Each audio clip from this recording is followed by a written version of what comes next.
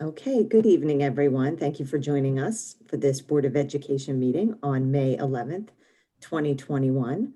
Public notice of this meeting pursuant to the Open Publics Meeting Act has been given by the Board Secretary on May 5th, 2021 in the following manner. Posted notice on the school bulletin board of the Administration Building, transmitted to the Courier Post, Philadelphia Inquirer, and Clerk of Cherry Hill Township. Please join me for the Pledge of Allegiance.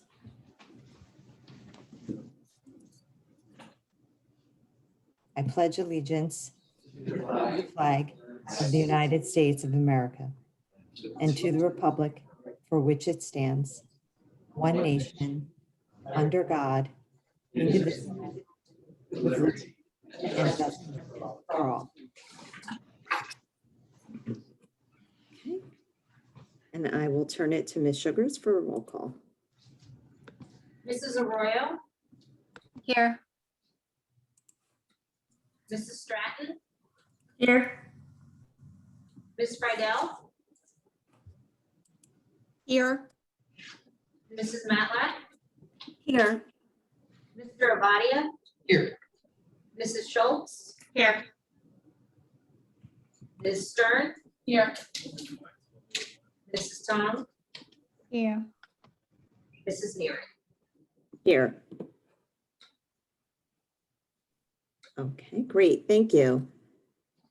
Okay, now that brings us to our board recognition for this evening. Dr. Malash, I will turn it over to you. Thank you, Mrs. Neary. I am very excited tonight to share with the community our high school students who are being recognized with the 2021 Seal of Biliteracy.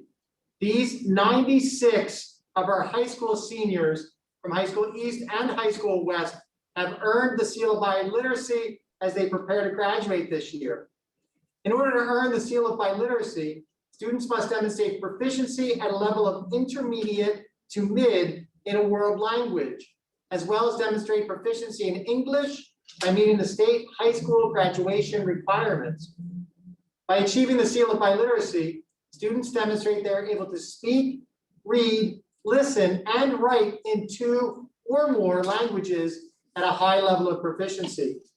The Seal of Biliteracy opens up prospects for those pursuing higher education or joining the workforce. As the world grows more global, the need for employees with bilingual and multilingual skills continues to increase. So I'm very excited to share these names with the community. Rachel Augusto Ginsburg in Spanish, Leah Almonte in Spanish, Kelly Anderson in German, Kelly Anderson in Spanish, Michaela Aguardo in Italian, Carmen Benito Asamosa in Spanish, Rachel Bliss in Spanish, Hannah Borenstein in Spanish, Sarah Bromke in Spanish, Esteban Campoverde in Spanish, Hugo Campoverde in Spanish, Terry Campoverde in Spanish, Rachel Casway in Spanish, Cecilia Caballo in Spanish, Shelly Sanido in Vietnamese, Samuel Chan in French, Amanda Chen in Latin, Daniel Cook in German, Abraham Datla in Spanish, Danielle Dupree in French, Matthew Dickinson in Latin, Cindy Doe in Spanish, Emily Douglas in French, Kristen Eng in Spanish, Samantha Fred in Spanish, Annalise Fret in French, Alan Gao in Spanish, Luisa Glass in French, Jessica Gonzalez in Spanish, Elizabeth Gorbati in Spanish, Reese Green in Spanish, Sahil Gupta in French, Diana Gutierrez in Spanish, Shayna Hersfeld in French, Evelyn Hong in Spanish, Seth Hornstein in French, Madeline Ho in Chinese, Serena Huang in Latin, Melina Imbert Almiron in Spanish, Thomas G in German, Lujia Jin in Chinese, Morgan Jones in French, Lauren Kahn in Spanish, Vicente Canasri Arzitia in Spanish, Emmanuel Kim in Spanish, Olivia Cruza in Polish, Olivia Cruza in Spanish, Brian Lafferty in Spanish, Justina Lamb in Spanish, Joel Landau in Spanish, Eric Lee in Chinese, Zhao Xuan Li in Chinese, Alina Linknikevich in Russian, Juari Lin in Chinese, Raphael Litwin in Spanish, Megan Liu in Latin, Isabella Lombardo in French, Gustavo Martins in Spanish, Rita Massoud in French, Gabrielle Matro in French, Ashley Mercer in Spanish, Nancy Morales Mateo in Spanish, Sophia Nahom in Spanish, Gabrielle O'Brien in French, Michaela O'Shea in Spanish, Benjamin Pang in Latin, Connor Paris in French,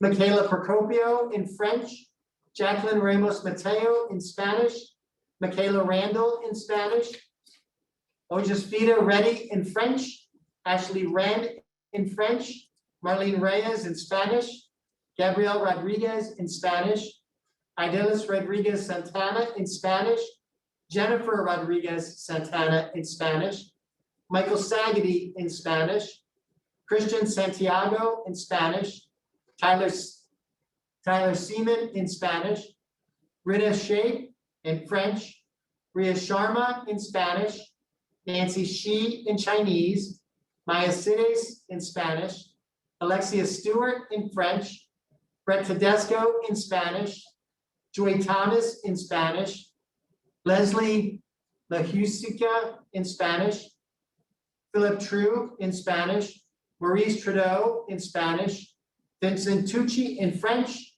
Jared Tyler in Spanish, Israel Vasquez Benito in Spanish, Samuel Wang in Spanish, Dana Wolfson in Spanish, Winston Yoon in Spanish, and Alan Zhang in Spanish. So to those 96 students, congratulations.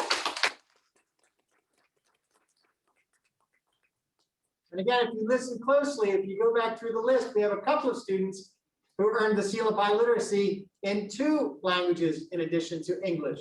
So it's a great accomplishment, tremendous amount of dedication. Congratulations to the students and congratulations to their families and their teachers for this hard work and their performance. Congratulations. Thank you, Dr. Malash. Next is presentations. I don't believe we have any presentations this evening. So that would bring us, okay, that brings us to administrative reports, and I will turn it back to you, Dr. Malash. Thank you, Mrs. Neary. Get this set to go.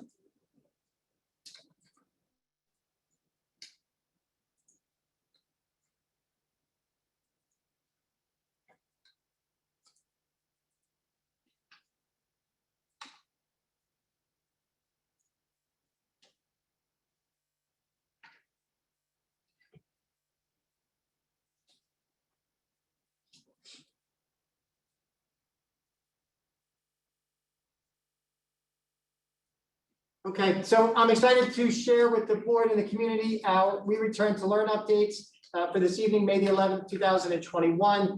Again, Dr. Mahan is unable to be with us this evening.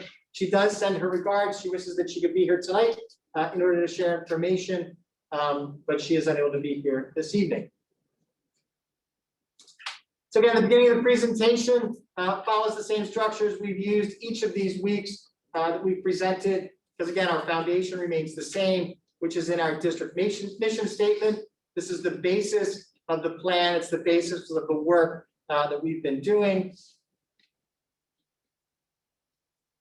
We also then go into our Board of Education, the strategic planning goals. These are the 3 overarching goals that the board adopted in February of 2020 to help guide the work in the district over the course of the next 5 years or 4 years from now, through 2025. These tie in with our mission statement.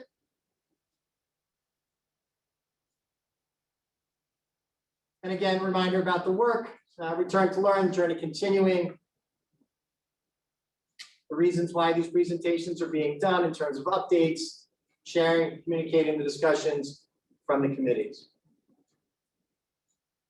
Again, I'm incredibly thankful for the many people that have served on the Return to Learn committees at this point now for more than a year, for the work that they've done, the time that they have dedicated outside of what would be considered a regular school day, during the end of June last year through the months of July and August and throughout the course of this academic year.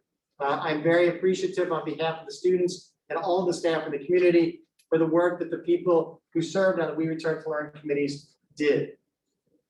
So just an update on the statewide numbers. Governor Murphy shared these numbers yesterday. And again, looking at the more than 1.3 million students in New Jersey, putting the qualifier, when he's talking about students in these numbers, it's public districts, charter schools, Renaissance schools, and schools for students with disabilities.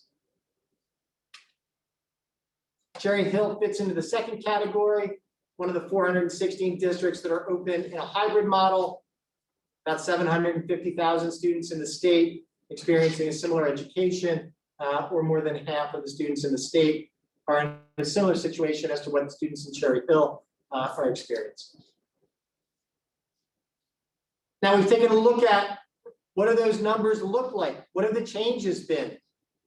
So actually it should say April 6th in the upper left-hand corner. This is May 6th with what the current numbers are at the elementary level, the middle level, and the high school level. You can see we've shown the percent changes during the first month of being of going to a 4-day hybrid. We had an increase of a little less than 2% of students from being on full remote to being on the hybrid. From April 6th through May the 6th, we had an additional increase of 4 and almost 1/4% of the students who came back into the hybrid, where the change overall from March 6th through May 6th, we've seen an increase of 6.23% of our students. Again, in round numbers, we are still at about 60% of our students who are coming into school for instruction, and about 40% of our students who are receiving instruction remotely. And again, you can see what the number breakdown looks like between the elementary, the middle school, and the high school level. So after the last Board of Education meeting, the Return to Learn committees convened that Friday morning, April the 30th.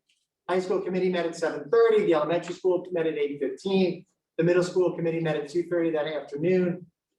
Those committees, as they currently stand, will have at least one more meeting together. It'll be a summative meeting to talk about the work over the course of the 13 months that they were engaged in what they did. That will then transition into full-time committees that will work on the 2021-2022 academic year as we prepare to present information to the board in June.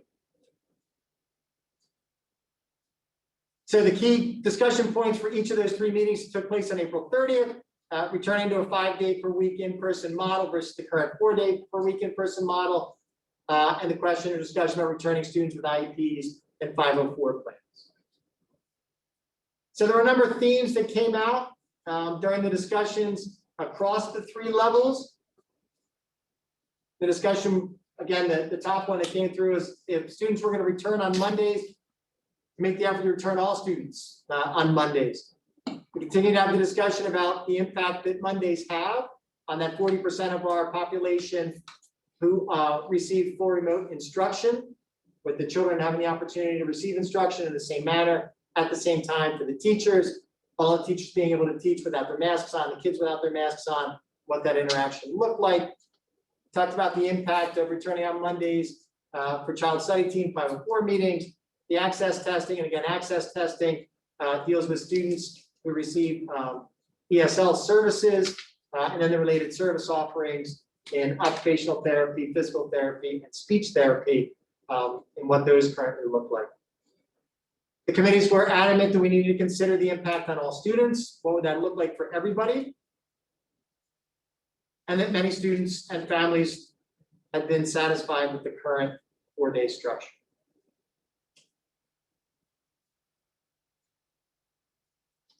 So after those meetings, and as we took in the information, the recommendations from the committees, so we went back and reviewed the information from our board meetings, from the thought exchanges that we have had, from the community discussions, the town halls. We made the determination to transition the 4-day hybrid model to the 5-day hybrid model beginning Monday, May 17th, providing the opportunity to make notification to staff members and family members so that appropriate planning for people whose schedule would be affected or would want to change their schedule would be impacted by that. This provides the opportunity for in-person instruction on 4 Mondays, the 4 Mondays after today that are left in the academic year when we are in school, May 17th and 24th.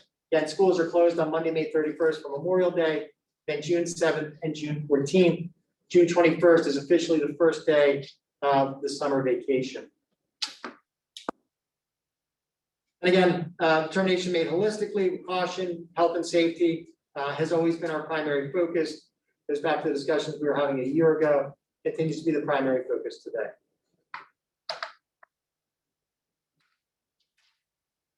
And again, people have asked, well, how was the decision made? What was weighed? How did you make that determination? Who was involved?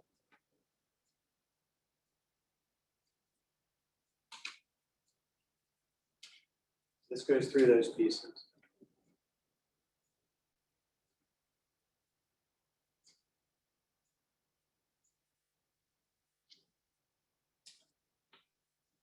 During the course of last week and continuing this week, some of the impacts, the probable impacts that are currently being worked on and addressed by district staff. Some of these I mentioned in part of the discussions that went through at the meetings. Teacher coverage for IP meetings that are scheduled on Mondays. Again, we still are struggling to secure substitutes as often as they are needed. So IP meetings will cause challenge just to be able to make sure that we have coverage in our buildings. Again, the change in schedule, the access testings we talked about, the DLM testing, related services, continuing the engagement with the 40% of our students who are in the full remote instruction.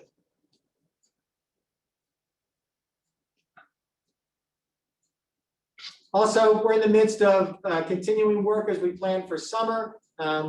We have documents that we'll be sharing soon with the board and the community about summer remediation and acceleration program. We'll be able to use some of the federal funds that we are receiving, to support those programs and what's going to go on in district during the course of the summer, what will be available for our students from elementary through the high school level. One of those highlights that as people who are working on it, to make sure that I mentioned is the opportunity for credit recovery for high school students.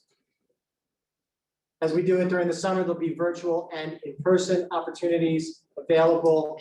These programs will run from July 6th, which is a Tuesday, through Thursday, August the 12th.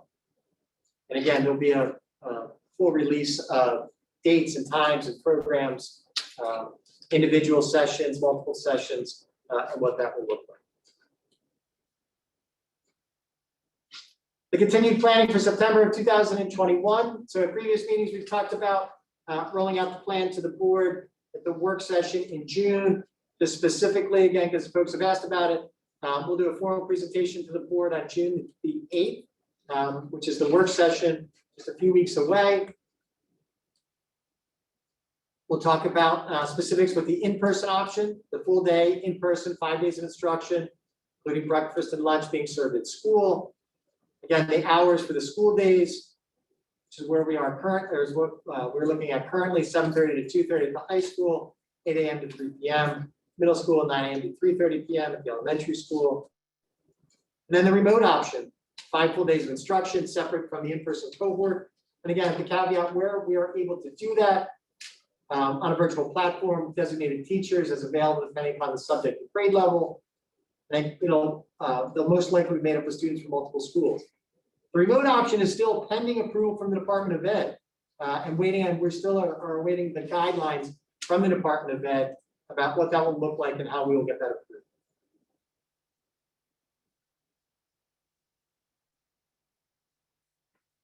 And it's similar to what we have shared in the past, just looking at the remote option. Again, then questions, feedback, and discussion.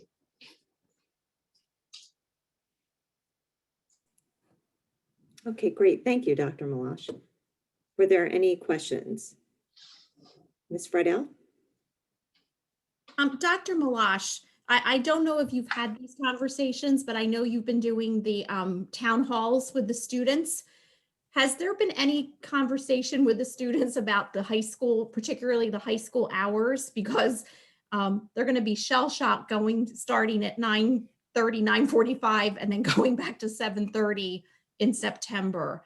And I know we've had conversations in the past about the high school start time and research. So I'm just curious if there's any dialogue going on.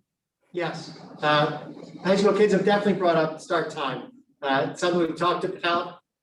We talked about the start time. We talked about the impact of the 2 hours of the academic day that are currently, not part of the structured learning day for the kids and for the staff. It's used for additional help, PD, some other things that are going on in the morning, about what that will mean when that's put back into the day, where that would go.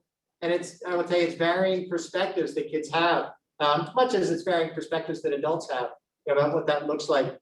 A discussion that we've engaged with some of the board about, just in terms of what are the hurdles to get over. One of the biggest hurdles, honestly, is about transportation.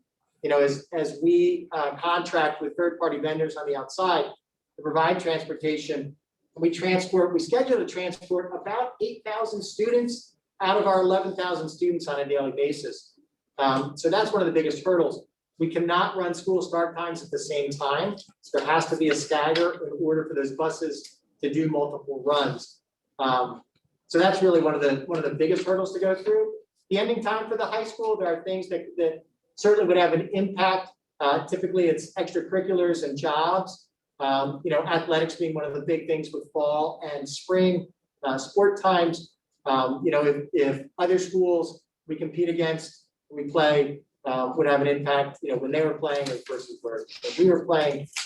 So I expect there will continue to be discussion about that. But in the interest of full transparency, that's our schedule as of today. So that's what we're looking at planning for. Thank you. I have one other question. So for the September plan, the reopening plan for September, will the We Return committees be continuing the work? Are you looking at restructuring the committees, getting different members? How is that plan going to move forward? Yes, so we will have return to learn committees again, most likely populated by different members. Those requests will be going out through CHASA, which is the Administrators Association, CHA, which is the Teachers Association, will come to the board, we'll go to Zoom PTA, places like that in order to secure representatives. And again, it's one of the reasons I started by thanking the people that are on the committees, and we'll thank them again. A lot of them are just tired. They've given up a lot. They've given up, like I say, incredible hours. It was not uncommon on Saturdays and Sundays throughout the summer and into the fall that there were multiple people in the Google documents working on them, on Saturdays and Sunday through July, August, September, and October. And they're tired. They have not only have they volunteered that time, and here becomes one of the challenges with volunteering. And as board members, you understand this in some ways. Volunteering and putting yourself out there to be a volunteer also invites criticism. And honestly, some of the teachers have endured some pretty heavy criticism and some pretty direct critiques and some pretty strong words directed towards them. And that's wearing on people. Our staff members who have participated, again, dedicated, talented, representative, gave all of themselves to the benefit of the kids, and that's hard. So they will be repopulated. We're looking forward. I'm sure there will be some people that will carry over that will continue to do it, but I think there will also be a population of new folks who participate. Thank you, Dr. Malash, and I just want to echo your appreciation to all of those individuals who participated in this work. It was appreciated and continues to be. Absolutely. Thanks, Ms. Friedel. Ms. Schultz. Thank you. Dr. Marsh, do we have a sense, I think it's like 27% at the elementary, 40 at the middle, I believe it was 60% at the high school that are attending virtually. do we believe that we will see a swing in those numbers with the change to 5-day, or do we think that that's gonna hold pretty firm for the rest of the year? So we expect there has been an increase, as you can see, right, there's about 6% difference overall. And there's been increase at all three levels, across. I expect that there will be some increase, but I don't expect that there will be a dramatic increase. When I talk to the administrative teams at the schools, the high school folks keep telling me they don't think there's really gonna be an impact other than a handful of kids that have already come back. They don't think kids are gonna change for that last 6 weeks of school. Middle school, about the same. I don't know that it's gonna dramatically impact kids that were on full remote at the elementary level, just based on still an abbreviated day schedule. We expect that we'll still see some more, but I don't think it's gonna be a dramatic swing. I think there will be an absolute dramatic swing in September, when we are back into a full-time schedule.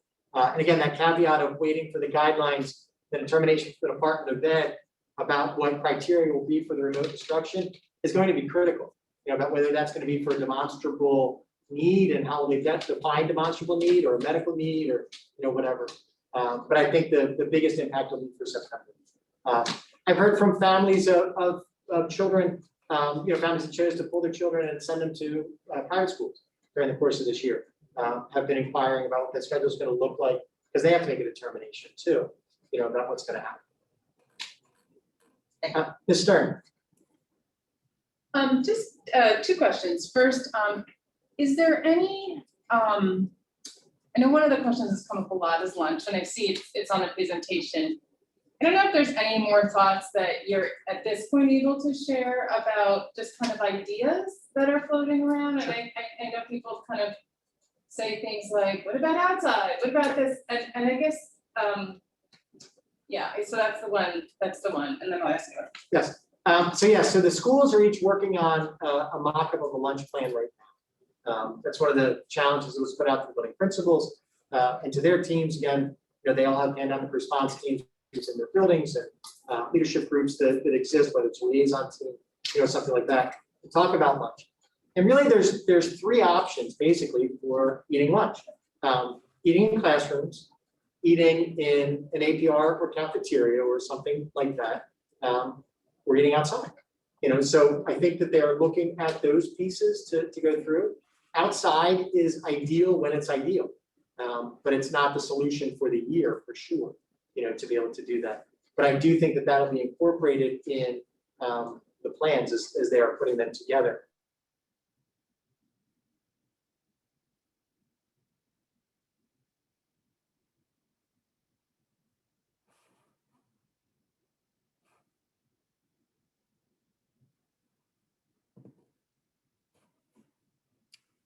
Okay, I'm not sure if we lost the feed.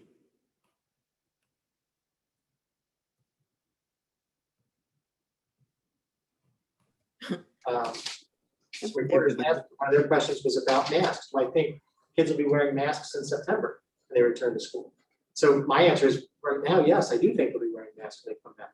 Will that still bear out? I mean, that debate's going on lots of places about masks. I spoke to a couple of younger students last week, and one of the, they had a series of questions for me. Many of their questions were about wearing masks, and what that looked like. But those are really the 3 things that they're looking at, to be able to do it. And what does it look like in a classroom? How long will they, be without masks? We have to wear masks, and then food disposal.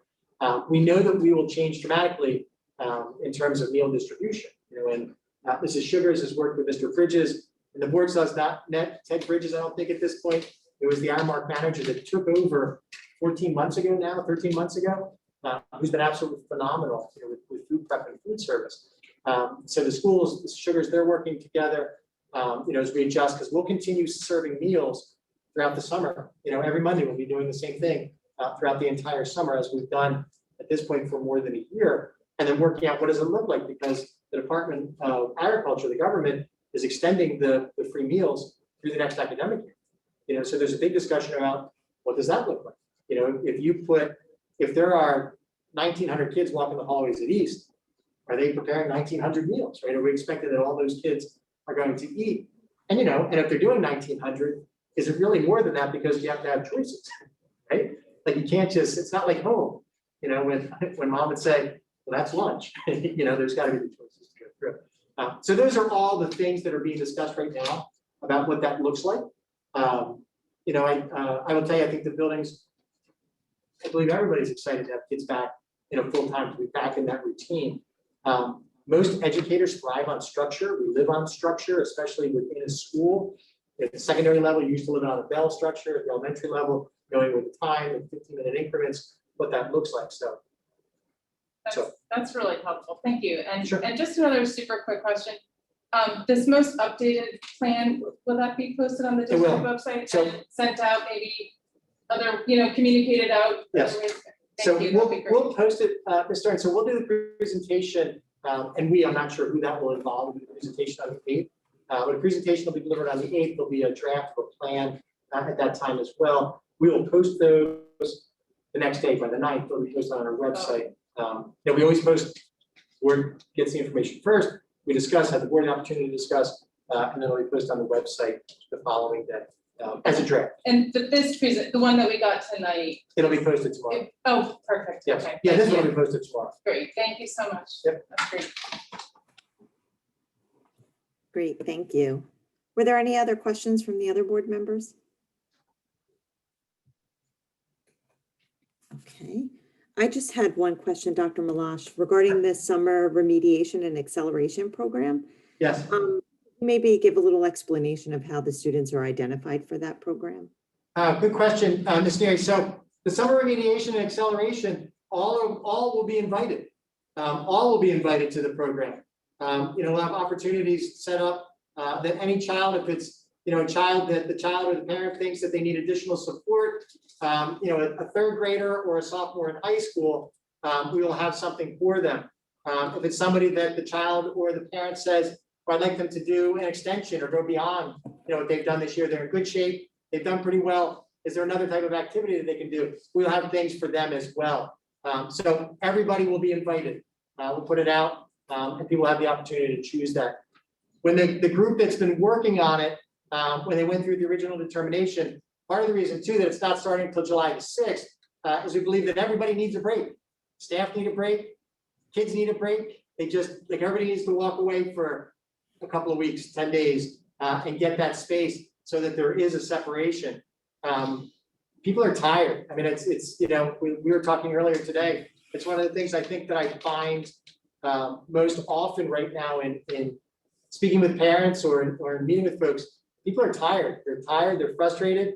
There are lots of people looking at a calendar, counting down the days, of the academic year right now. So we will have that break. Gives that open time. There'll be different time slots for the remediation and acceleration. There'll be a morning time slot. There'll be an afternoon time slot. And again, as people that have been working on it keep talking about, trying to be cognizant and sensitive to the fact that parents and children are involved in lots of different activities during the summer. You have a group that's involved with swim teams in the morning and can't come to a morning session. You have a group that goes to a camp or something in the afternoon, or whatever it might be. So they're trying to work that balance in terms of what goes on. That's great, thank you. And thank you to the committee members for putting in the long hours to work on this. It is very much appreciated. Okay. Thanks, If Ms. there's no other questions, then we'll move to correspondence. Was there anyone with correspondence? Ms. Matlack? Thanks, Mrs. Neary. On Saturday, May 8th, I attended the New Jersey School Board's Legislative Committee. The Legislative Committee is made up of 2 representatives from, excuse me, from each legislative district in New Jersey. And I am one of the 2 that represent Cherry Hills District of Legislative District 6.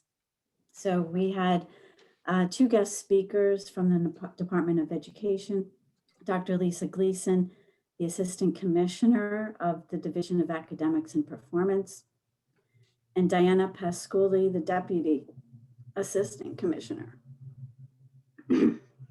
Excuse me, I'm having a lot of trouble with my vocal cords tonight. Did you want to take a break, Ms. Matlack, and Mr. Avati or Ms. Stern can go if that helps? No, that's not, it's not going to get better. But Okay, I I'll- should be so careful. I'll do what I can, and if they start to give out, then I will let you know. Okay, no problem. Okay. They talked about the state work, the road forward, which is the follow-up to the work, the road back, that the state had to get the students back into the classroom. That will continue as a long-term initiative through 2024. They talked about learning acceleration and financial obligations, operations, and insecurities. They're going to be providing a checklist to districts about the fully in-person instruction in the fall. But of course, they don't have that checklist right now. They hope to have it for the districts by June. There was a question about the virtual option, Dr. Malash, in September. Dr. Gleason said, that's the elephant in the room, and they haven't addressed that yet. So we're still waiting. They clarified accelerated instruction because there was a discussion on what does that mean. She emphasized it's not fast-paced teaching to get kids quickly to academic grade level. What it is attending to their needs when they come back and using best practices, including reteaching and remediation, to get them to the grade level.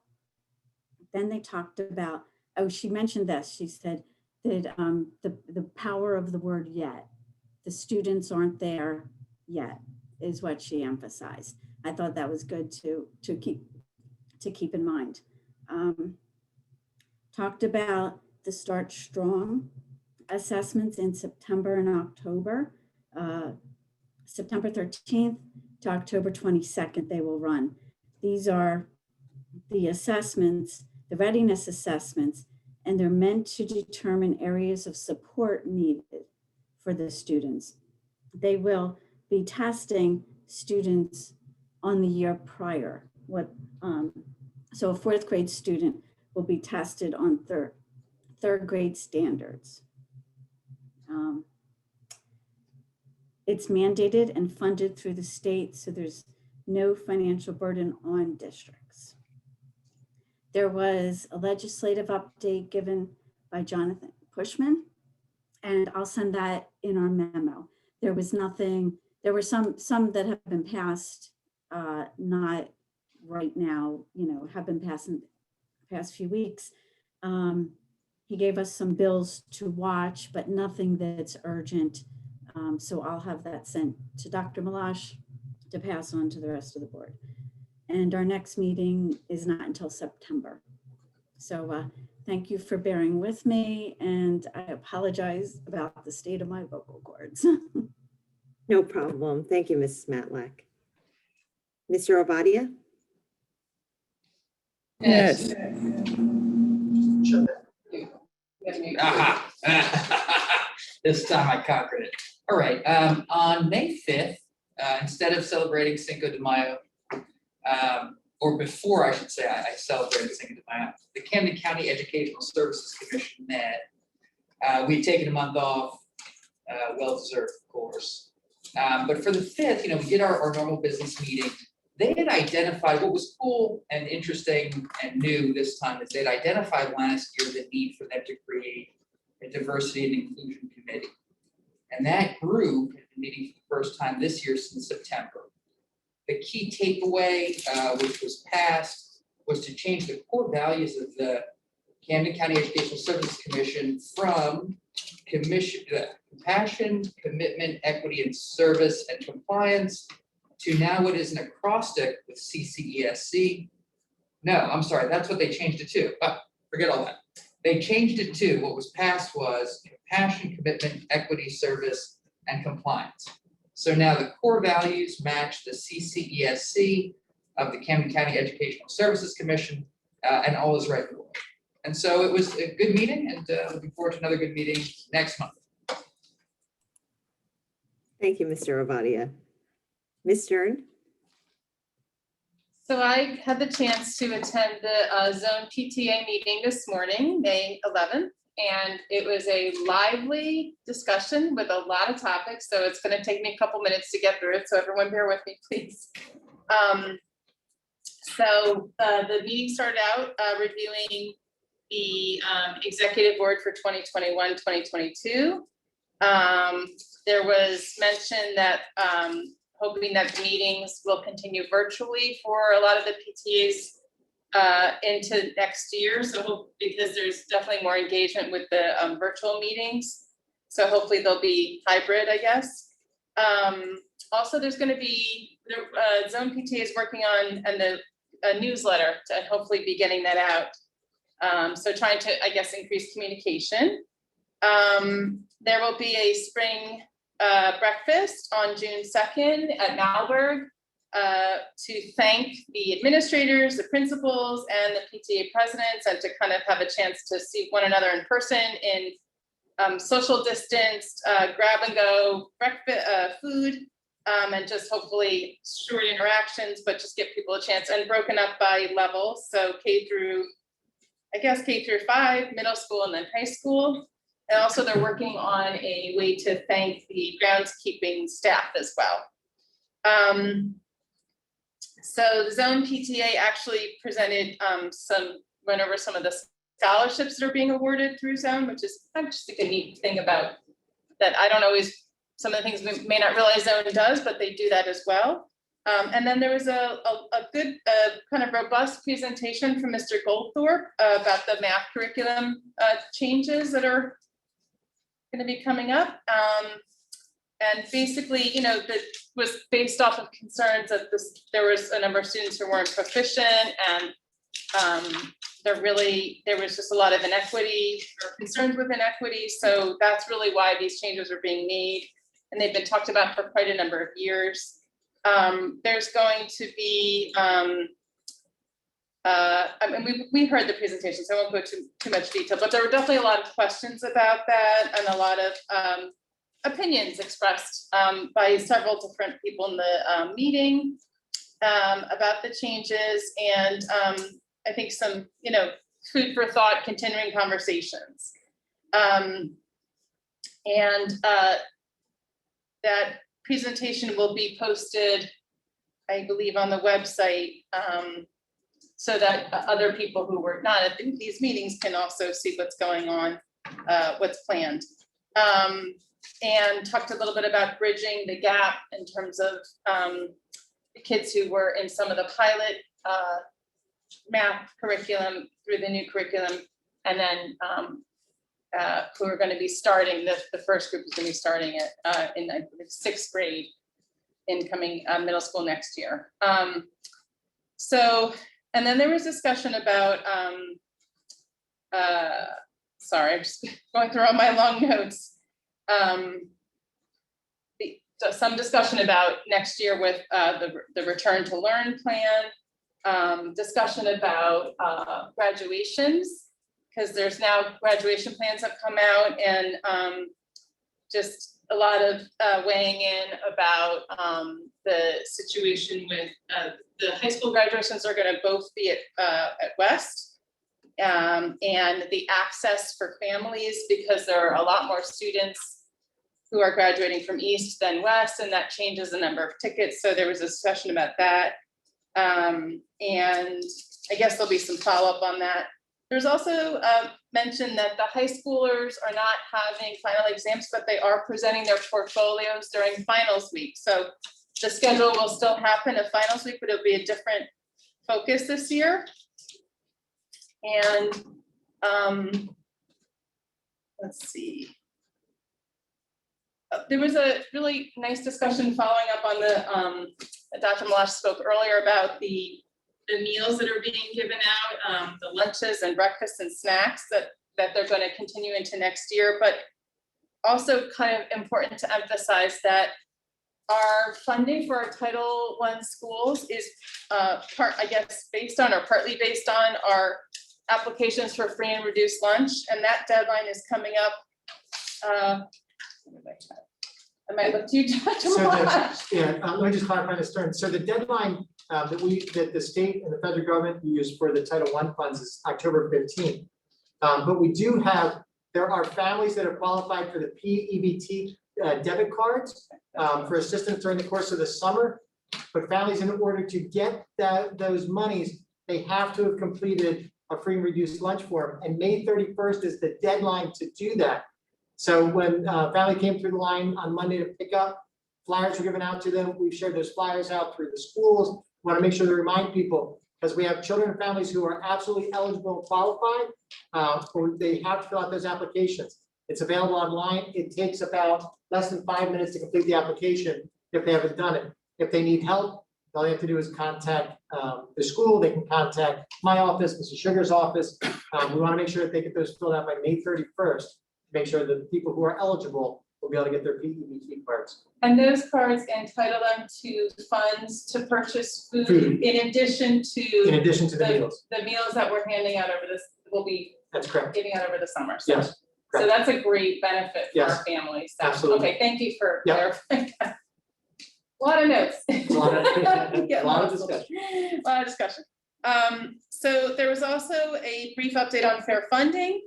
There's a new flyer coming out about fair funding. There was, which is gonna also kind of tie in the fair funding history as well as the current bond discussions and efforts.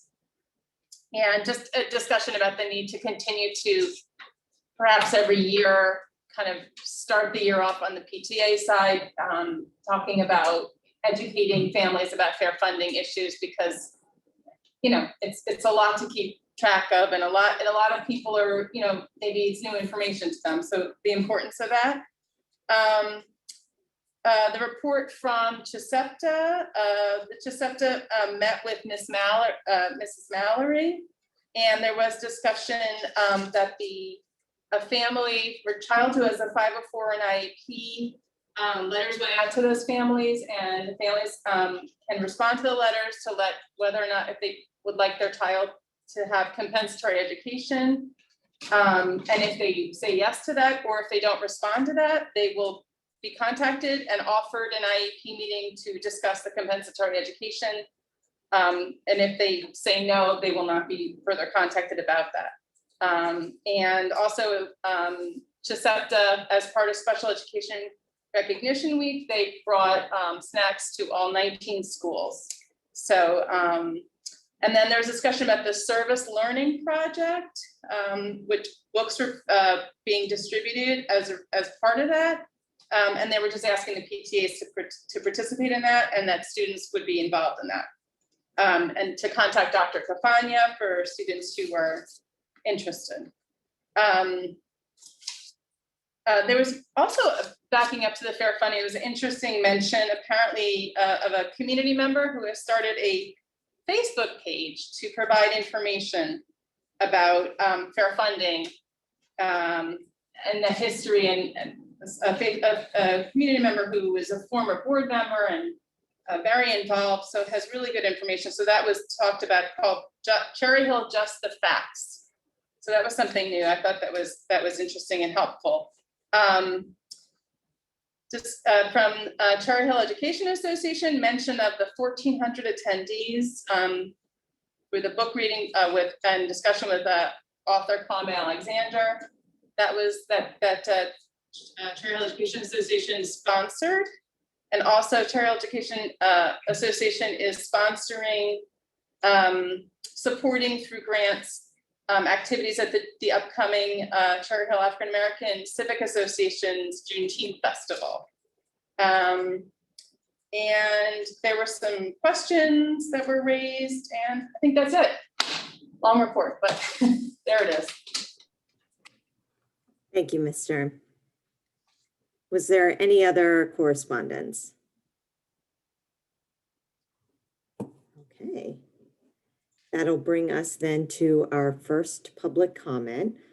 The first public comment session is for board action items only. There will be another public comment section for any topic at the end of the meeting. Call-in comments will be heard first, then emailed comments to the board secretary will be read. Each comment submitted shall be subject to the 3-minute time allotment. And please identify your full name and address and the action item you were commenting on. And as we've done in the past when in person, I would ask now that if there are any students that had any comments, if they would please raise their hand. We will take all the students first, and then we will move to the action items only. So I'll give a moment for that.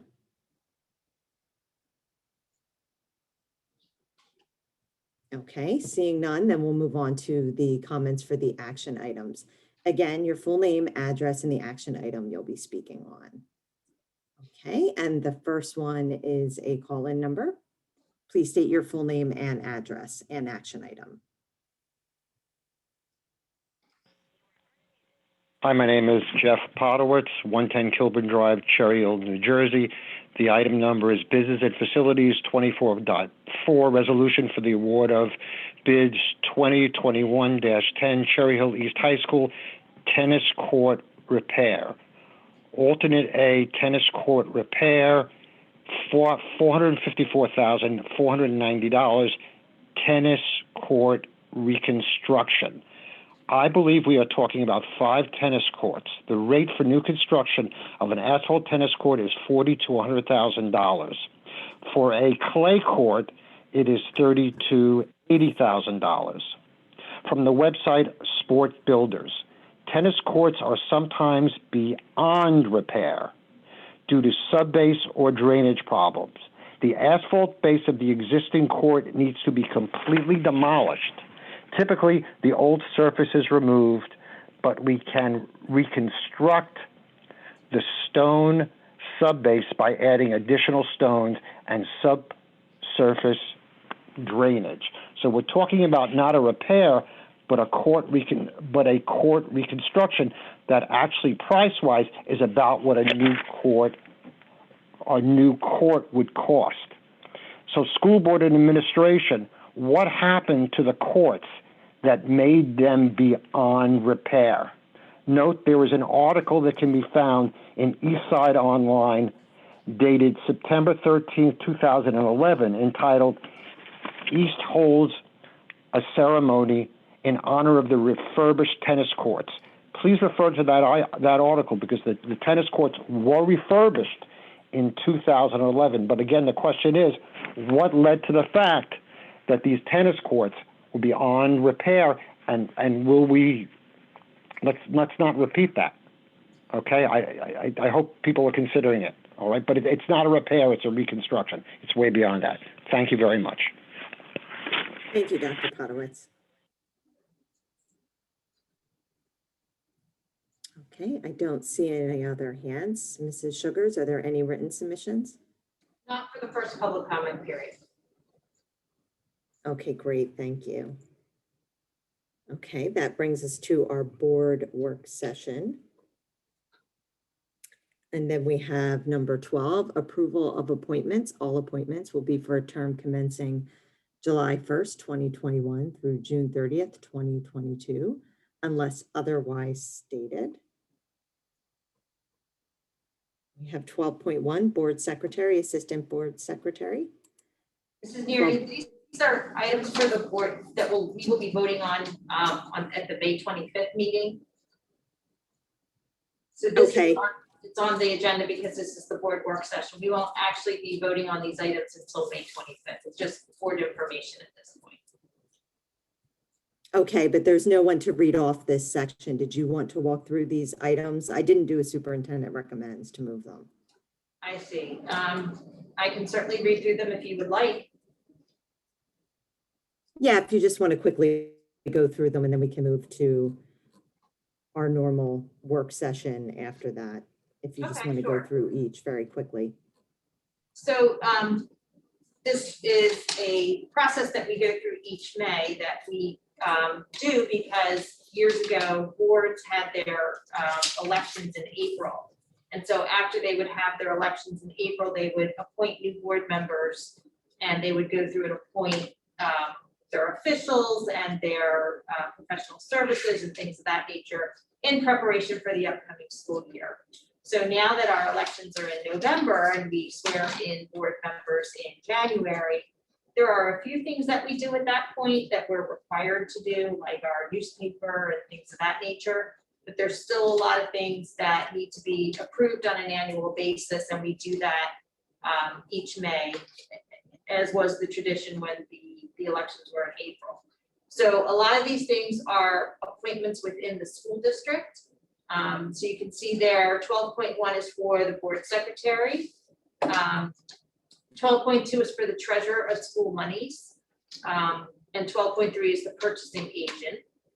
12.4 is for the ratification of paid bills and transfers. This is for in between board meetings when we need to take some of those actions. 12.5 is custodian of records, and that has to do with OPRA requests. 12.6 is the public agency compliance officer, and that has to do with when we do our purchasing and grant compliance and things of that nature. 12.7 is the designation of the superintendent, and this is so that we can approve, again, those budget transfers in between board meetings as are necessary. 12.8, same thing, improvement of bills in between board meetings when we need to do that. And then we go back to some of our personnel appointments, our affirmative action officer, our Title IX officer, our Section 504 and ADA officer, our substance awareness coordinator, our homeless liaison. Those are all positions that fall under the student services umbrella. Then we have our indoor air quality program, our asbestos management and POSH officer, our integrated pest management coordinator, our right to know officer. That all has to do with operations of the district. We have to have these various positions appointed to address those various issues. We have our school safety specialist, which is a requirement that came in to being probably 4 years ago or so. Each district is required to have a school safety specialist. We also, because we have a campus police force, we need to appoint a resiliency officer. And then we go back to some of our other appointments, our HIPAA officer, that comes out of the HR department, our chemical hygiene officer to make sure that we are following our chemical hygiene plan. That is Mr. Scott Goldthorpe. And then we have a couple of appointments that come through the business office, the tax shelter annuity companies that we participate with, and our tax shelter administration, which we do through the Omni Group. Then we move on into our professionals. 12.24, we have our architect of record, 12.25, our auditor, 12.26, our bond counsel, and 12.27, construction management. 12.28, engineering and planning services, 12.29, insurance broker, and 12.30, solicitor. 12.31 is for our financial disclosure agent, which basically have to do with filing various financial statements for bonds and things of that nature. And then our environmental services, which we need to consult with often. And finally, on this list is our school physician. So this is a pretty good list of what we have. There may be a couple things that we add between now and May 25th. That will be all of our appointments for the year and get us up and running. We will also have a couple of contract renewals that we'll do as well. Some of our annual contracts that we use each year. And I just took most of Mrs. Schultz's update for BNF because we discussed all of these items at our BNF meeting last week so that everyone would have an idea of what was going on here. But that's the list that we have right now. And like I said, that's our draft list at this point, and I'm sure that we'll be adding a few more things between now and the 25th.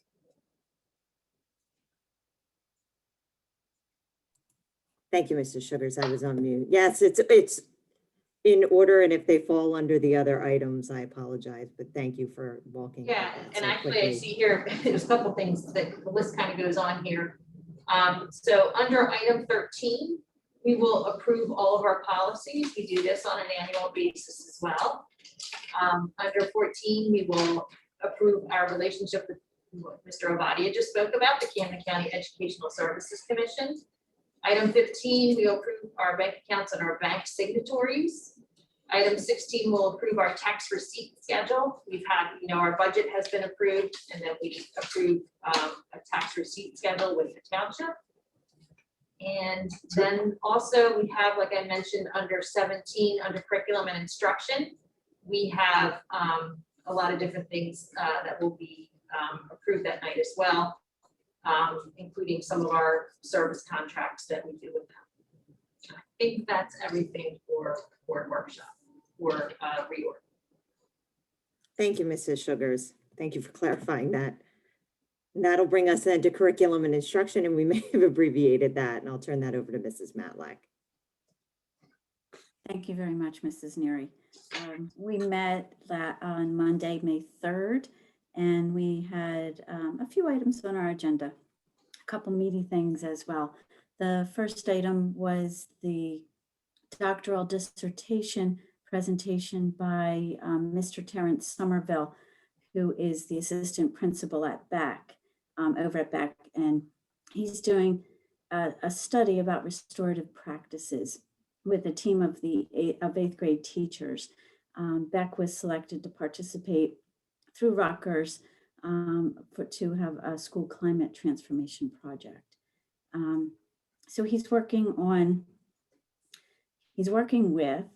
Mike McKnight from the Department of Education, training with several programs, the ACES program, Life-Based Crisis Intervention program, and to train a cohort of teachers at BAC.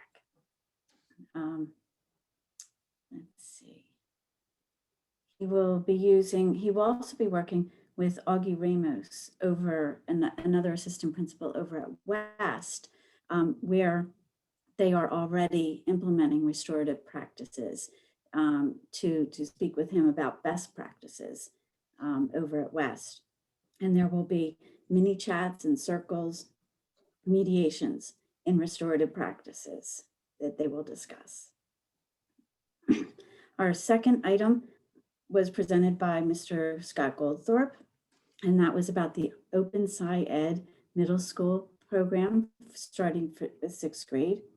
The vision for science education is to ensure by the end of 12th grade, all students appreciate the beauty and wonder of science, are careful consumers of scientific and technological information, are able to continue learning about science outside of school, and they have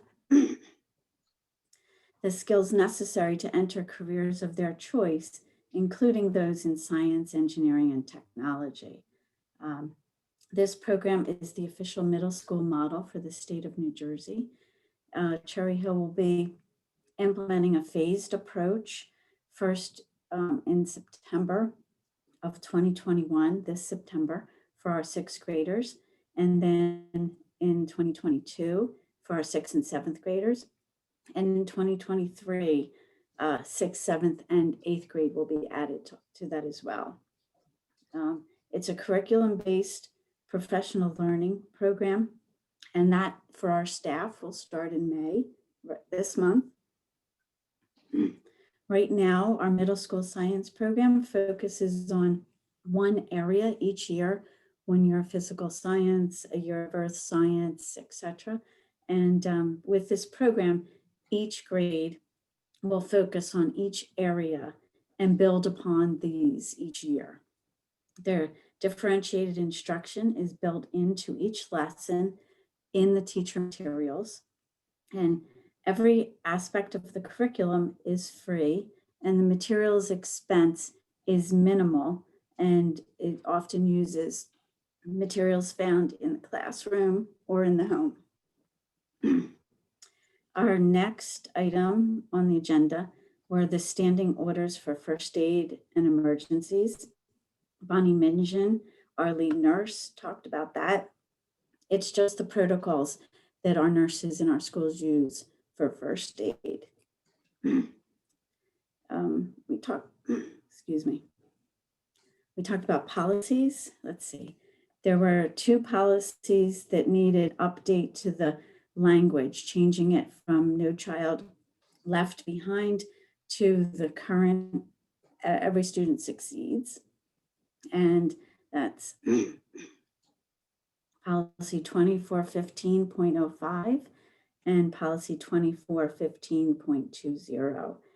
Both of those, it's just a language update. Policy 8330, student records, also has that language change. And just wanted to note that that includes language about availability of student records to military employers and recruiters. Last policy was policy 9713, recruitment by special interest groups, and wanted to note that there's a parent ability to opt out that was updated in that policy. We had some old business. We talked about the return to learn, but that was the presentation that we got, and we had discussion about that Dr. Malash presented this evening, and some of the questions and things were also talked about in our committee. So I won't repeat all that. I don't think my vocal cords are going to last that long. And that was it. So do we have any committee members who have anything else to add before I open it up to questions? Ms. Stern has her hand up. Mrs. Stern? Oh, yeah, thanks, Mrs. Malik. Just wanted to add that we also were advised that we're going to be getting updates on the third quarter performance, I guess, updates. That's going to be coming up for our committee. So That will be in June. We'll get those. yeah. So that's coming up. So I thought that was helpful. Thank you. That's it. Any other questions or comments? No, thank you, Mrs. Matlack. Thank you.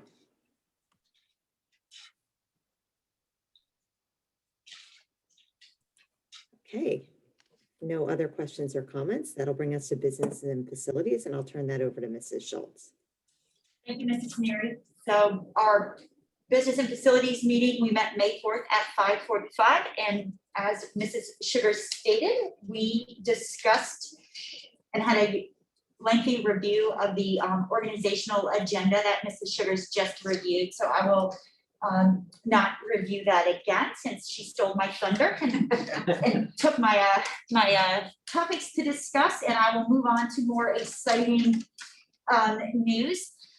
So then we moved on to talk about a grant application opportunity that has come across the district's desk that we are applying for, and you will see this on the agenda for approval tonight.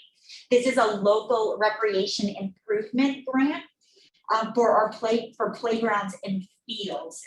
Part of this grant is that it does have a little piece of it that does have to have a community slant to it, but and it does have it's a $5,000 or $500,000 maximum. It does require a local match, and it does need the mayor's approval as well. So the good news is we do have the mayor's approval, and we are looking for the board's approval tonight.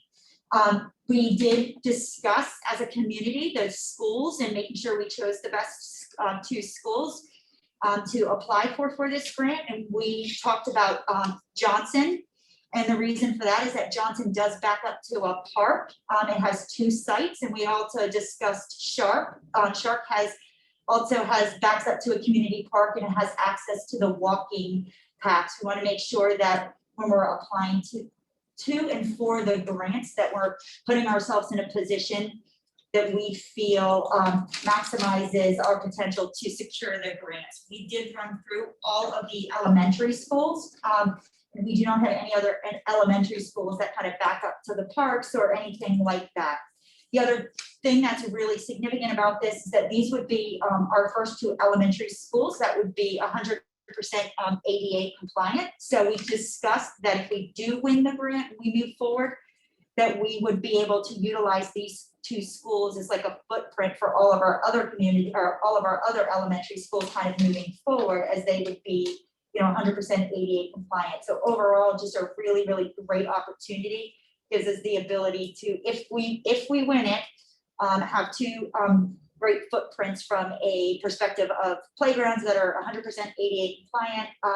We also have the ability to have two parks that would be open then again to the community. So just all around great collaboration between the district and the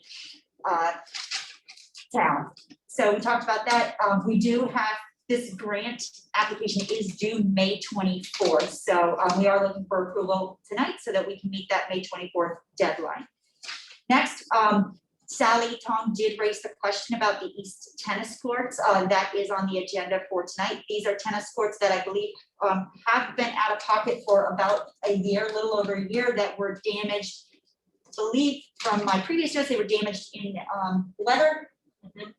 So the reason for the delay in fixing these, I know we've talked about this before at meetings, but just for the community, the reason for the delay is that there was a little bit of a delay in whether the district's insurance or the town's insurance was going to be covering the damage. The majority of this will be paid for by the town's insurance company. It's gonna be split.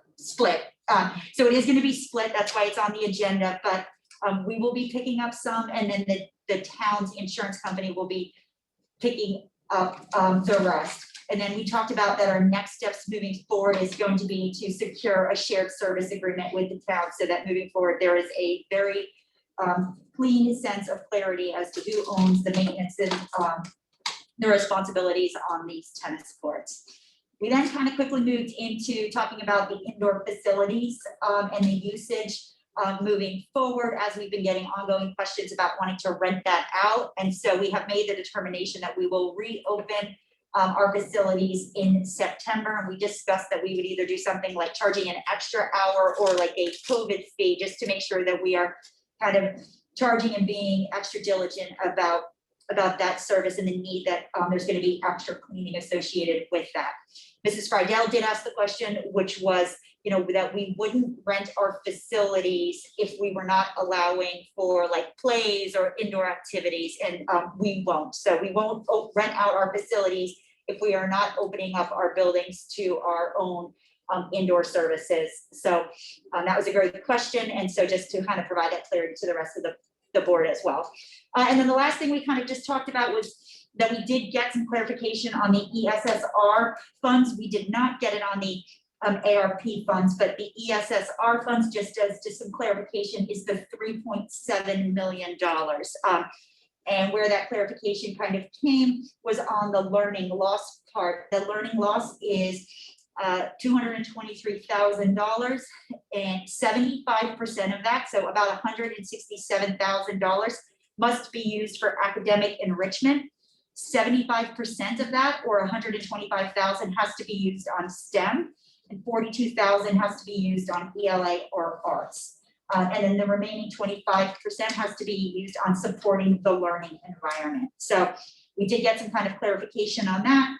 The remaining 3.5 again will be combined with that 9.4 million, actually a little less than 9.4 million, because we have learning loss in that, but will be used, and we're starting to kind of figure out the plan in regards to how that will be used. So we just got a little bit of clarification. We're still looking for clarification on the ARP funds, but a good step in the right direction. And also we have with the ESSR funds, it starts May 13th. We have until September 30th, 2023 to use that. And then we also got some more clarification with the learning loss, that we cannot target just one group, that we have to make sure that this are programs that are being used across all levels and all different levels of learning. So with that, I will seek any other input from the committee before we have open it up to questions. Just a really quick addition. Some of the monies that we're getting, there's a plan to, I think already ordered portable air purifiers for every classroom in the district to ensure that the air quality, air safety is the highest standard that we can offer for the fall. So that's, I guess, in process, so it's a use of fund, one of the uses of the funds. That's the only other addition I have. Thank you. Sure. I believe Ms. Stratton also has her hand up. Oh, I'm not in that committee. I had a question, Mrs. Neary. Is that okay? Yes. Just for the tennis courts and us entering the shared services agreement with the township, I think that's super smart. Are there any other spaces that we have like that we should just tag into this agreement now to get ahead of the game? Or is that the only space like that, just those tennis courts? We have several locations where we share things like that with the township, and I have provided those to Mr. Green, who is working on the shared services agreement to make sure that we have all of those covered under the same shared services agreement. Okay. And then also, right, we have a separate one on the turf fields as well. Great. Just want to make sure we're not doing it for one and not, cover all the bases. And then even in this grant that we're applying for, I'm sure we're going to write that in there as well as part of this collaboration with the township.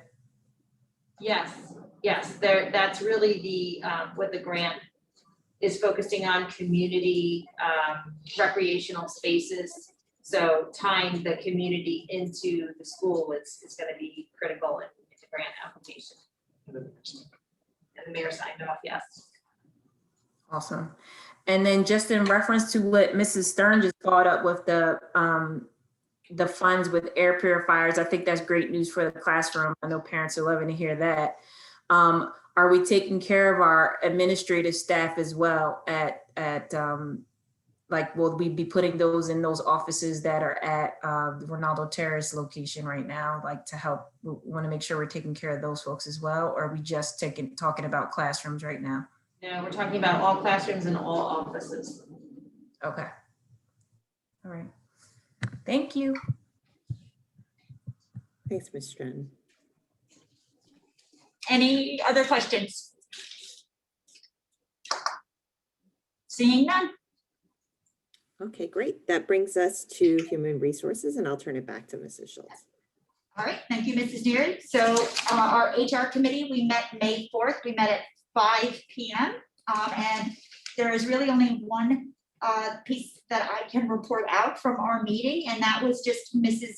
Adrian did give us an update on recruitment for this upcoming season, and we were updated that our teacher transfer period has ended, and that right now we are at 32.4 for contracted positions that are available. We've filled 7 and we've filled 7 open positions. So once we are at a position to kind of get through the teacher tenure period, then we are going to start to kind of actively recruit and really start to focus on our goal for the district, which is our minority recruitment, since that's our priority goal. And really at this time, that's all I can kind of report out. I mean, I will definitely turn it over to my peers on HR, but I don't know that there's much more you can add to my report.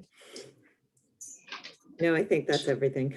Yeah, Ms. Schultz, you're like always spot on with your reports. And you know what, I just share with the rest of the board members, I heard a good saying, probably not a good saying at this point, but some other HR conversations I was in, finding talent right now has become almost the additional pandemic on top of the pandemic at this point. And so just have everybody in that mind frame of it's going to be really hard to find talent, and they've got so many new policies with our teachers and things. So kudos to our HR team for hustling hard and being on top of it in terms of getting the recruitment started way early. So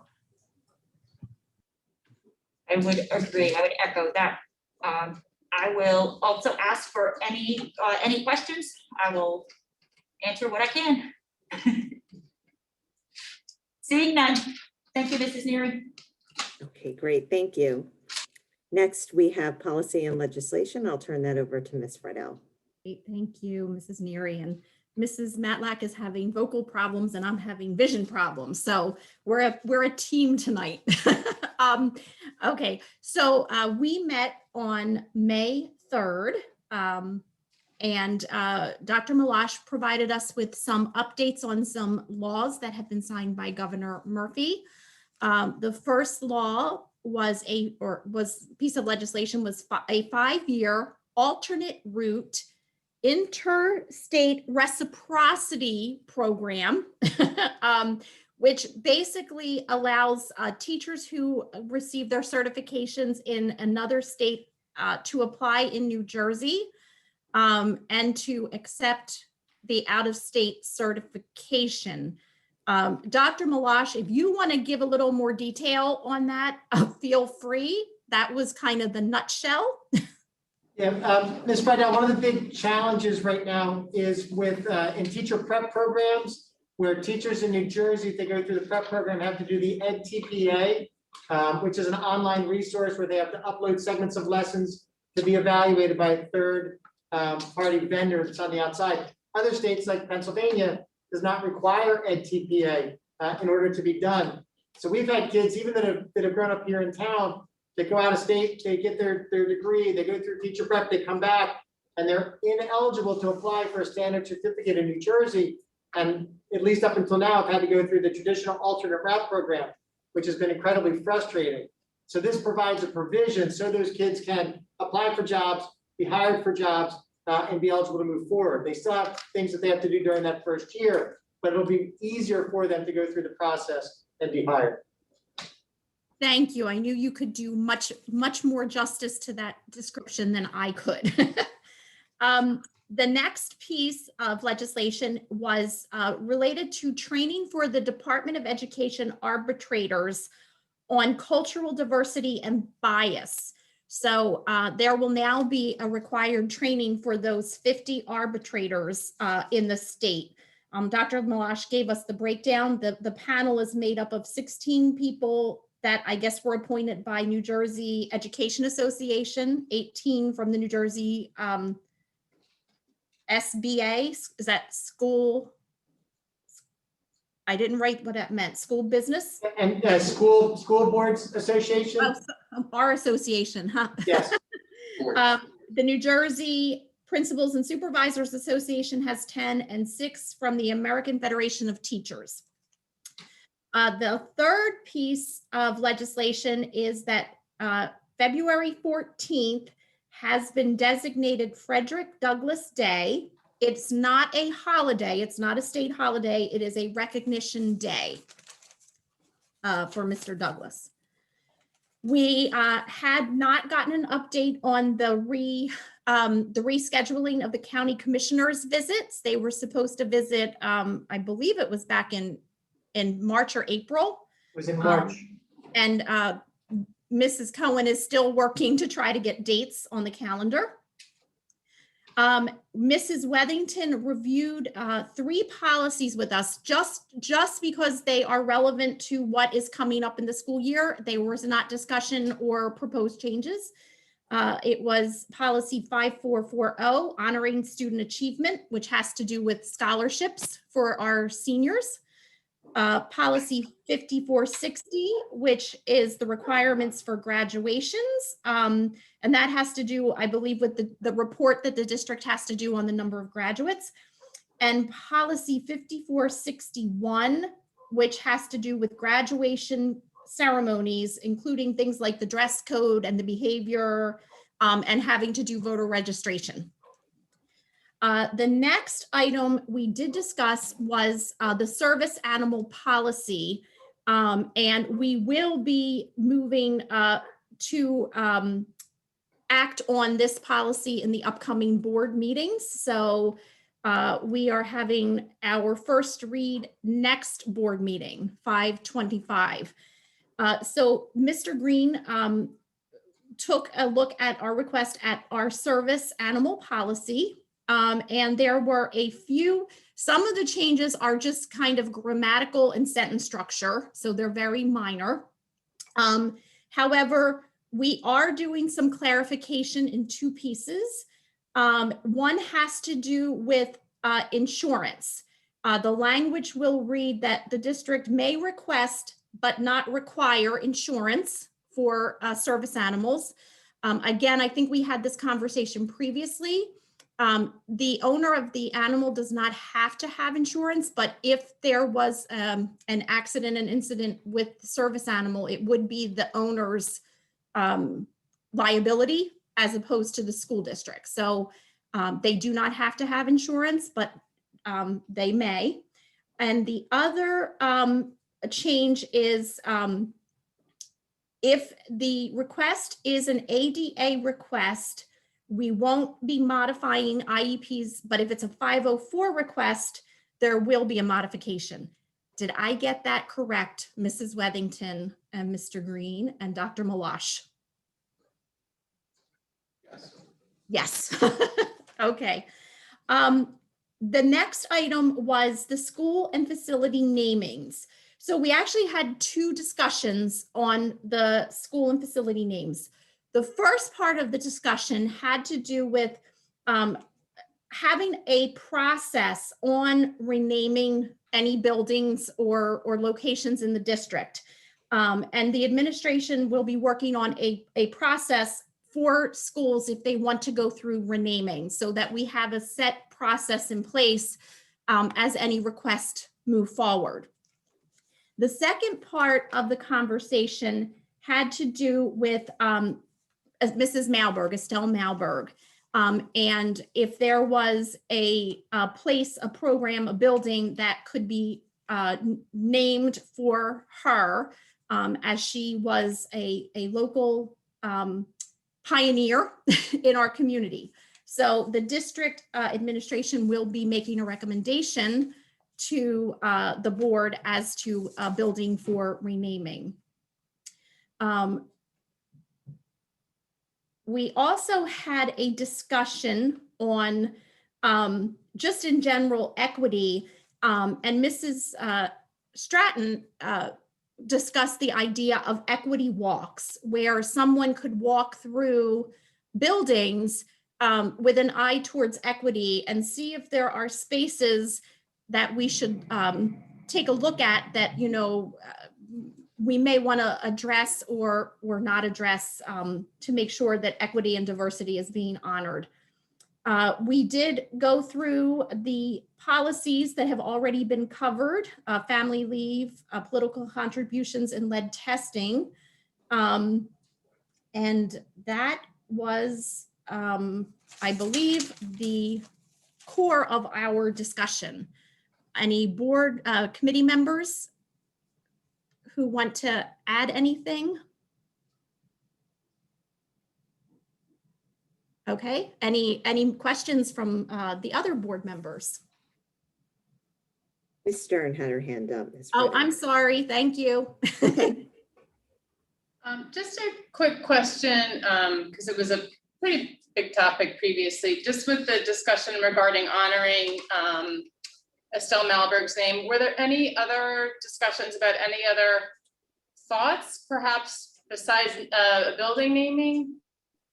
In terms of the actual work she did, which was, you know, I think the work that she did that was very pioneering. I just didn't know if there's any other kind of ways to move forward with that. Any other thoughts? Or is it was kind of strongly felt that building naming was the right way to move forward?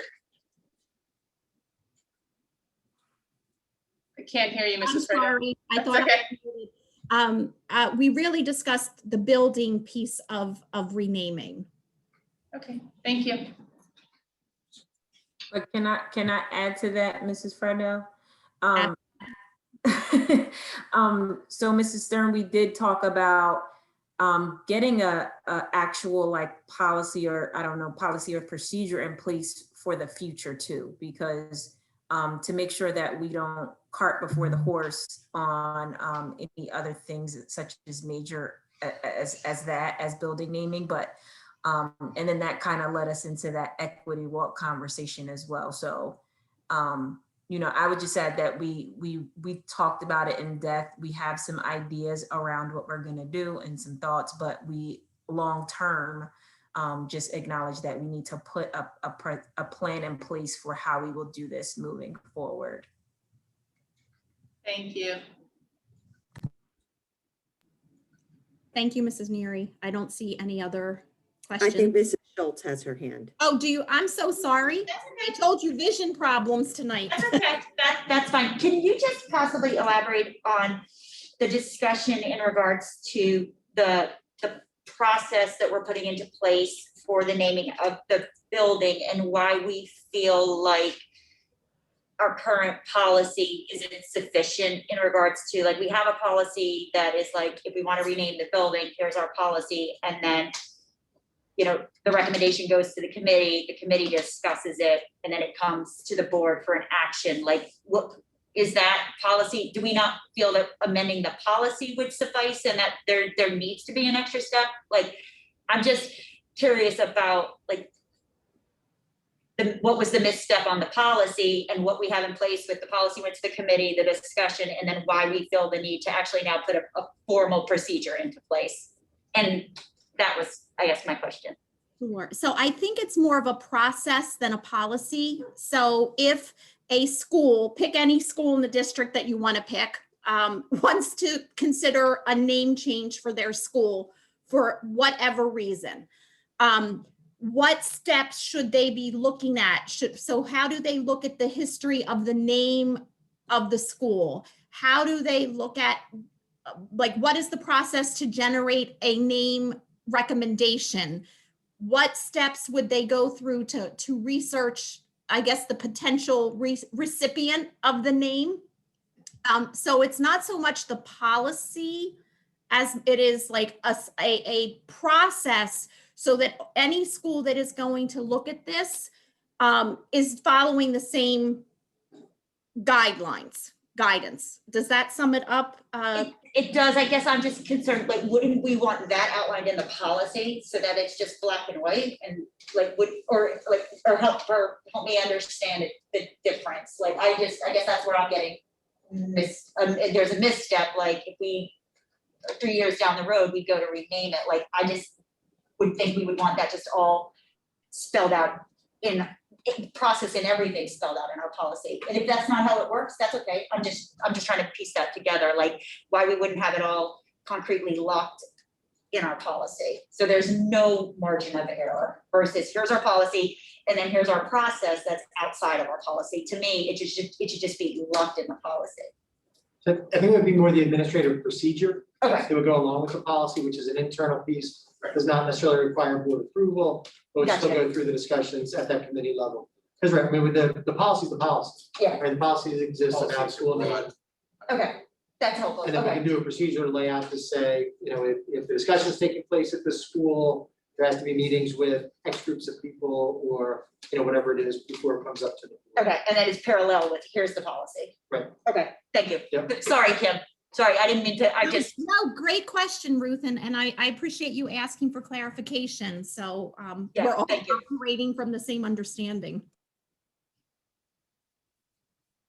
Ms. Stratton, did you have another question? No, I think Dr. Miller said it exactly what I was gonna, just to help Ms. Schultz to not think that we're recreating the wheel with it.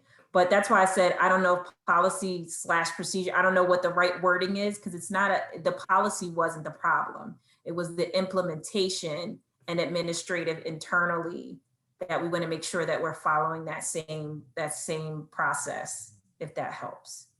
no, it does. And that's why I just wanted to kind of get that clarification because I just, I don't want to, like, if we ever, I mean, it's very rare that we rename a building, but just, Right.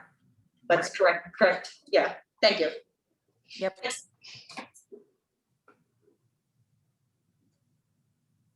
Okay, I don't see any other hands, Ms. Friedel. I don't see any in the room either. Now, Okay. Okay, well, thank you then. That'll bring us to strategic planning, and I'll turn that over to Mr. Avadia. All right, the technology is cooperating.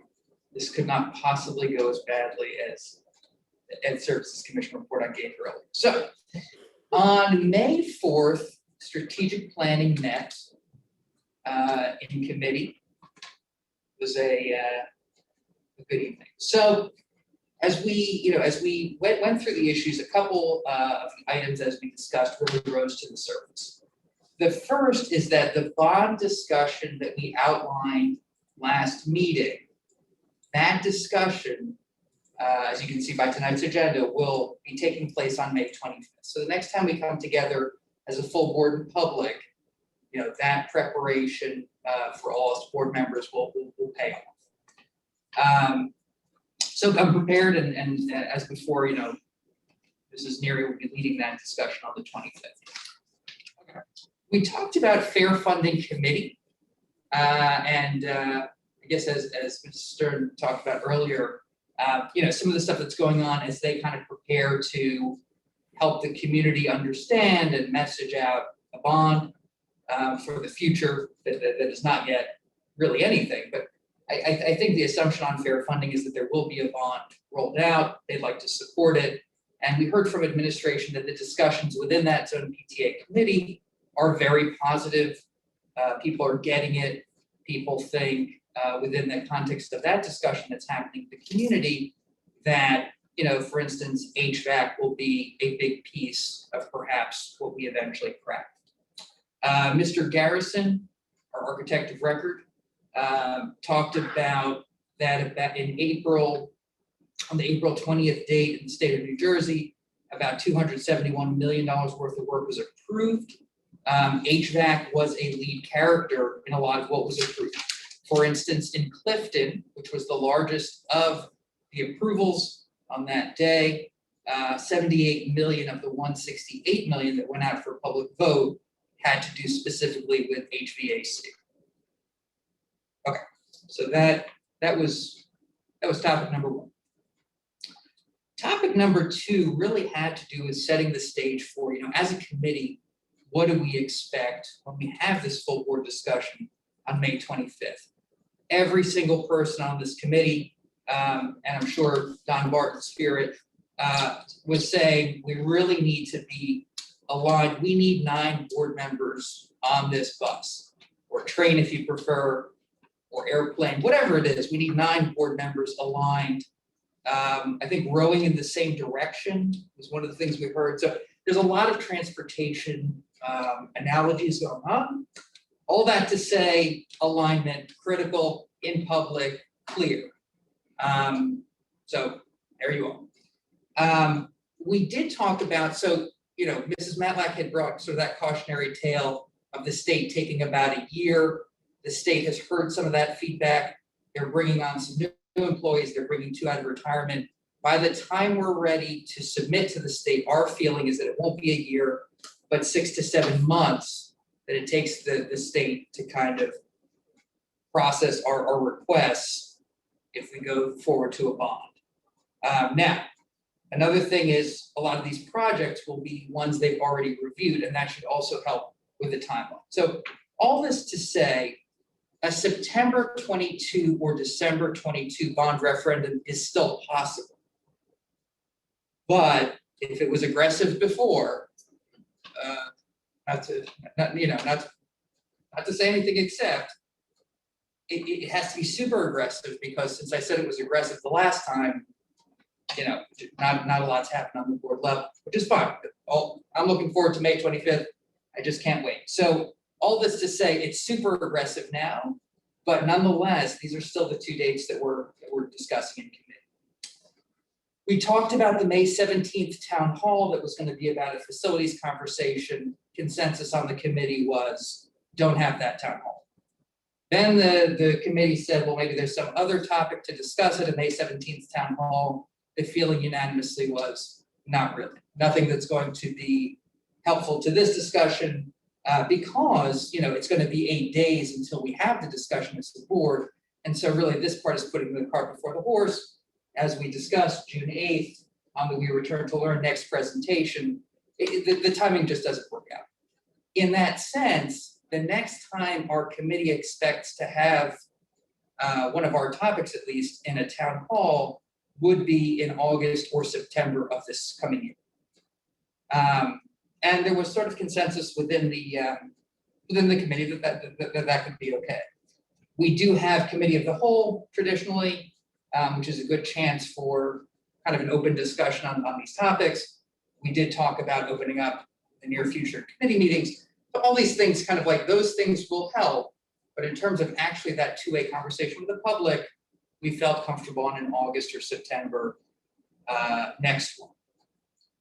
Now, as I said before, and I'll say again, this is in my notes and I highlighted them. Facilities referendum, that discussion is now, dovetailing and converging with redistricting. And it's just one of those things like, can we chew gum and walk at the same time? Sure. Is it harder? Yeah, it is. But just for the board at large to be aware that that's got to be a factor.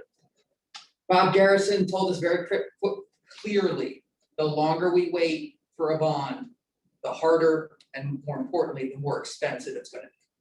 There's just no two ways about that. Just like, boy, I'm really just pulling everyone in. So just like Mrs. Elmore Stratton said earlier today, there's a crisis now in hiring in a pandemic. It's a direct result. There's going to be similarly convergence around construction. Now think about it, 271 million just got approved. So the point is this is going to get harder, not easier.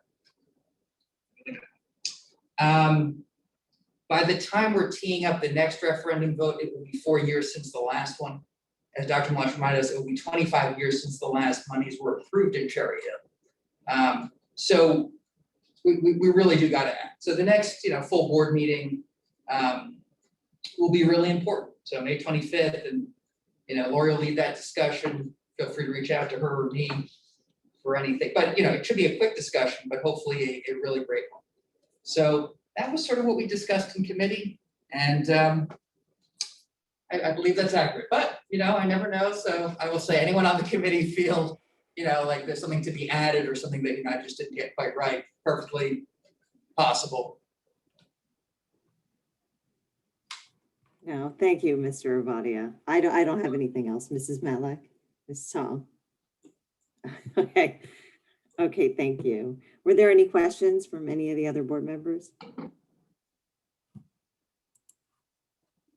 Okay. All right, well, that brings us to our special action agenda, and we will start with curriculum and instruction. And if Mrs. Matlack can, I will turn it to her to move the agenda. Thanks, Mrs. Neary. I'll do what I can. The superintendent recommends, and I move the following. Number 1, approval of attendance at conference and workshops for the 2020-2021 school year.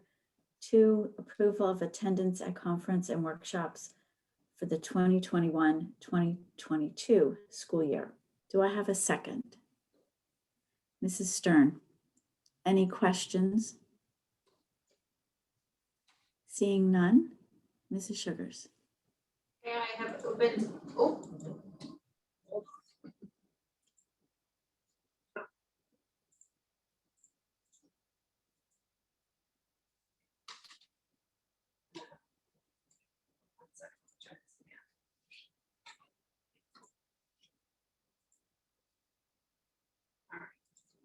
now I have opened up the online voting, so board members, you may cast your votes.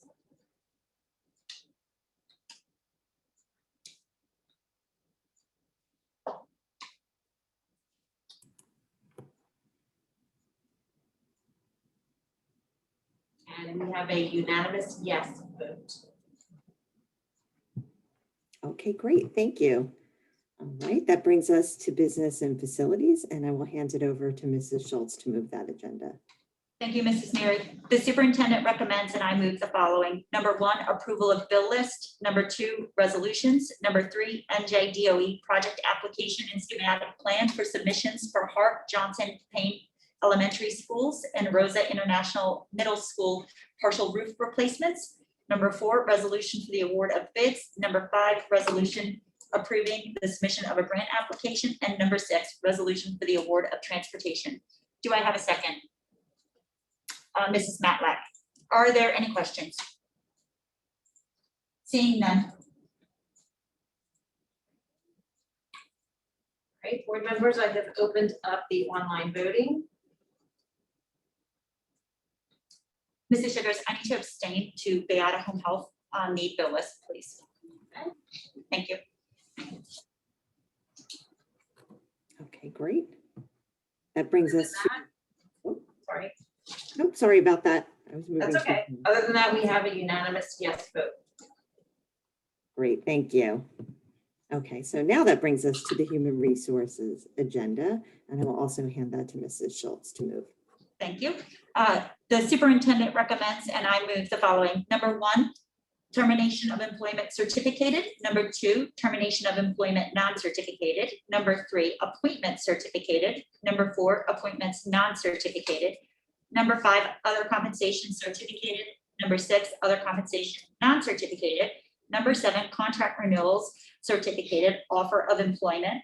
Number 8, contract renewals certificated. Number 9, contract renewals non-certificated. Do I have a second? Mr. Abadia, are there any questions? Seeing none. I have opened up the online voting. Mrs. Sugars, I need to abstain from 25.1.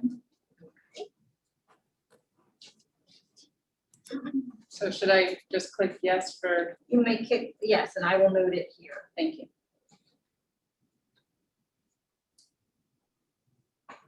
And we have a unanimous yes vote. Okay, great, thank you.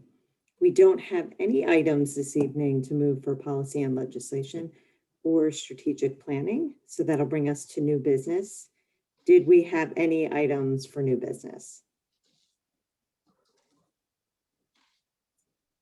Okay, seeing none, that'll bring us to old business. And under old business this evening, we had the committee meeting structure. We had previously discussed opening up the committee meetings, and we were going to review the mechanics ahead of the June committee meetings. So I wanted to go ahead and open that up. I think there was census when we last met, but we didn't really work out the mechanics of that. So I just wanted to open it up for feedback as to would we have committee members have a person attend from each, or the chair, it doesn't have to be the chair, attend in person and then take comments online, or would we continue with the remote and have administration be able to be remote as well as we are now? So I want to go ahead and open that up to any feedback so we can finalize that for June committee meetings. Ms. Schultz? I just wanted to clarify, Mrs. Neary, because I had it in my head that it was a chair would be live and that we would open up the meeting to community members coming in person, not live streaming. Not And live so stream. I just want to clarify, like, was that what we were talking about? I also understood that it didn't necessarily have to be the committee chair, that it just, if a member of the committee was willing to come and represent the committee live in Malberg. And so that was my kind of point of clarification, is like, is that what we were talking about and willing to do, or was it the online? Because I think the concern with the online was that it would be board members might possibly not get the information before the community. And that's why we said at least doing committee or opening it back up to the public would be more like the old format that we had. So that's just kind of clarification as to what the consensus was on. So I think we had consensus, we wanted to open them up, Yeah. but I don't think that's what I'm saying. I don't think we had consensus as to how. Okay. And that's what I want to finalize this evening. So is it as Ms. Schultz suggested, and that we would have a person there and then community members could come in person and then the others are remote? So I'd like to get some feedback. Mr. Avadia, you have your hand up. Yeah, I was going to agree with Mrs. Schultz. I think that was the understanding I had as well, where we wouldn't stream the meetings, but people would be, I guess, I don't know how you determine how many people are coming for the spacing, but we would do however you do that. I guess my question was, do we need someone actually in person? But in that scenario, we really would, right? So there'd have to be someone who came in, Yeah. represented the committee, not necessarily the chair, took some of the questions, but there wouldn't be a broadcast level to it. But I think we need to get to a level of specificity also. What if someone comes and wants to stream the meeting from their personal device? So these are some of the questions I had, but I think in concept, we did have a fairly large amount of agreement that we should do this, but I agree, Ms. Neary, that the mechanics are important. My own thought would be open the committee meetings, view the live audience, don't stream them. And have, as long as, either the chair or someone, or someone that can represent the committee. Now the chair, so I guess there would be a closed loop tech piece for the committee, so everyone in the committee could port in. But that would not be, in my view, public. And I think, for me, I think that makes sense, as long as all. It's gotta be legal. Your structure is up to you for committee meetings. Yeah. That would be fine. Okay, Ms. Matlack? Thanks, Mrs. Neary. Yeah, my understanding from our last discussion was, what Mrs. Schultz said, and I'm in agreement with what Mr. Avadia said. Let's try to bring it back more like what our old committee structure was like. As chair of CNI, I'd be willing to come in. So that we could open up, that committee. But as he said, it doesn't necessarily have to be the committee chair, as long as one person on the committee and the chair can coordinate that with his or her committee members, who's going to be in there at the time to allow the public to come back in and observe our meetings. At this point, I would be hesitant for similar reasons to live stream the meetings.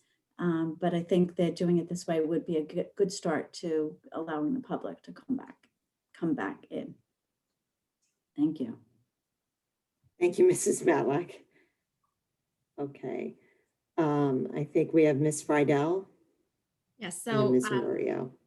so I think agreed that opening it up, but not live streaming it so that it really does stay in that committee format.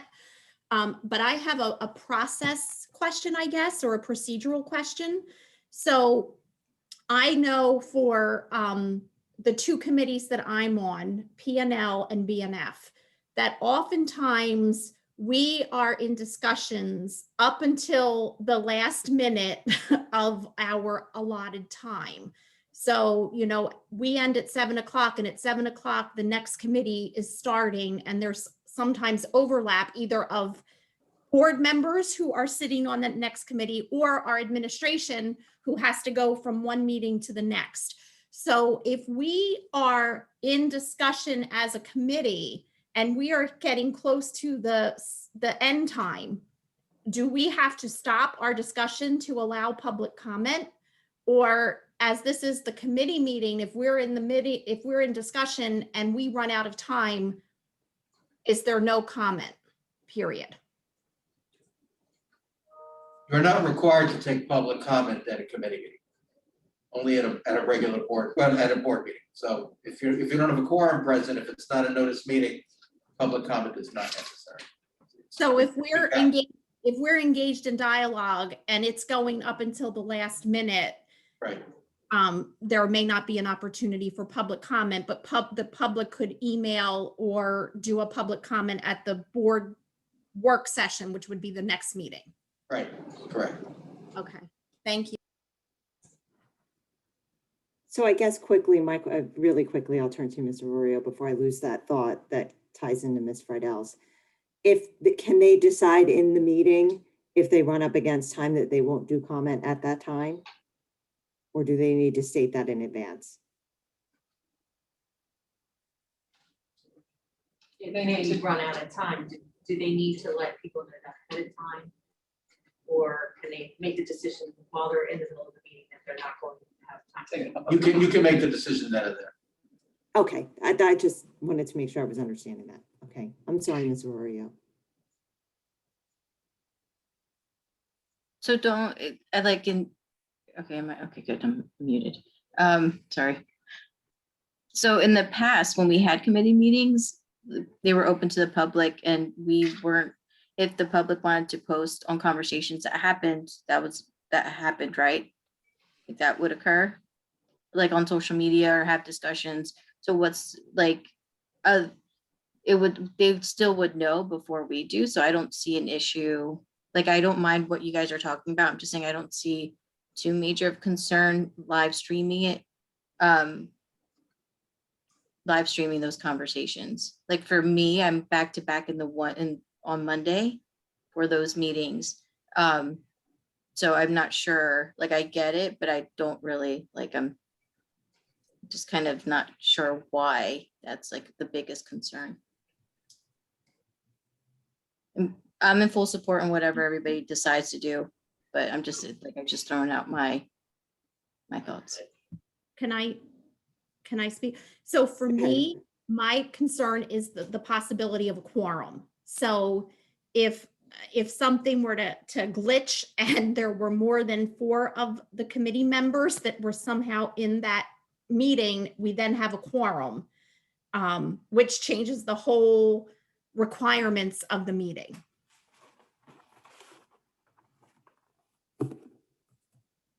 Okay, Mrs. Stern? I kind of agree with Mrs. Arroyo in the sense that I think what's critical to me is that we make a decision and we move forward tonight if we can. Because I think we've talked about it quite a lot, and I think, things are changing, things are progressing. This is one of the things that could change and progress as things open up.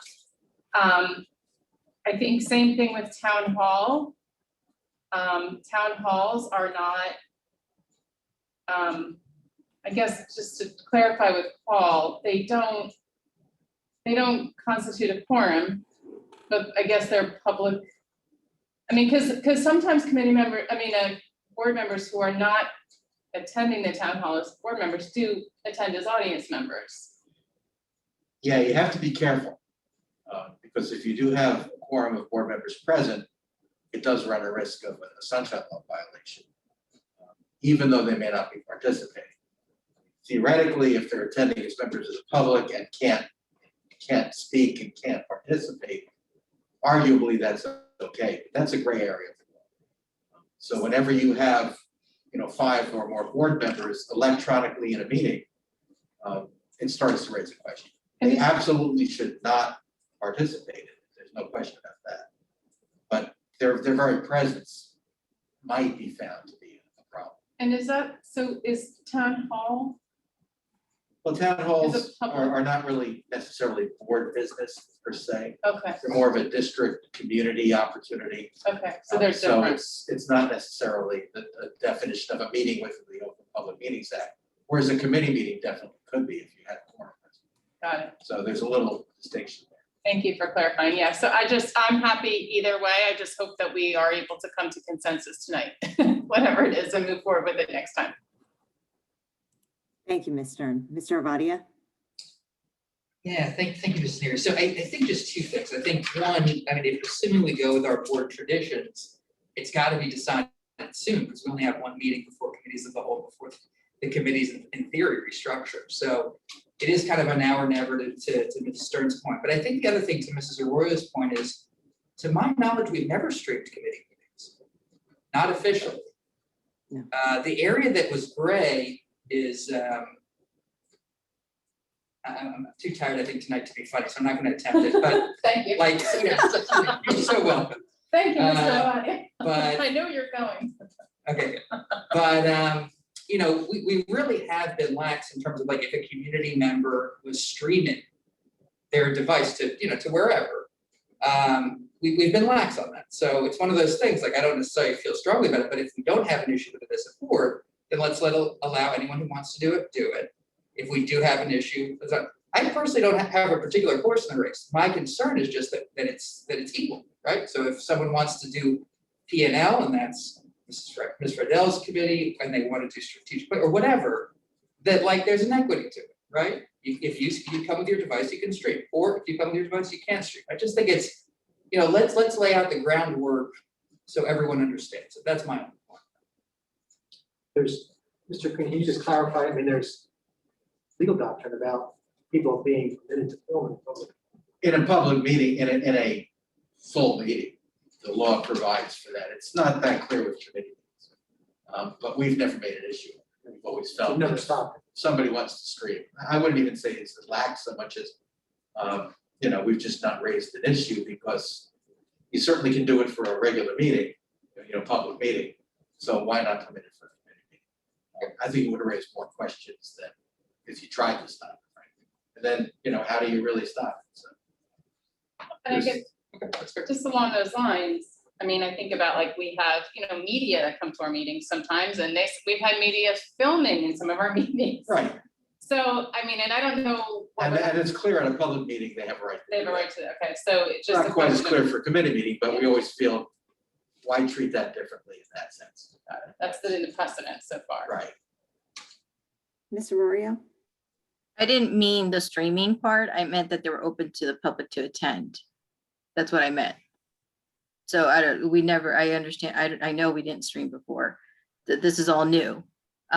That's part of the conversation. What I'm saying is that since they were open to the public, why, my question was, why wouldn't you stream them? Because they were.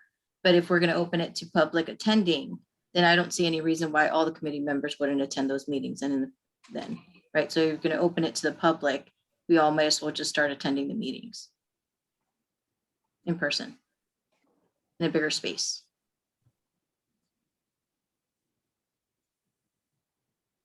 Thank you, Mr. Arroyo. So then it sounds like what I'm hearing from everybody is they're comfortable. Oh, Mrs. Schultz, you had a question or a comment. No, I mean, I was gonna say what Rosie was, I wasn't gonna phrase it like that. I was gonna phrase it in the sense of like with BNF, Miriam and I are both on BNF.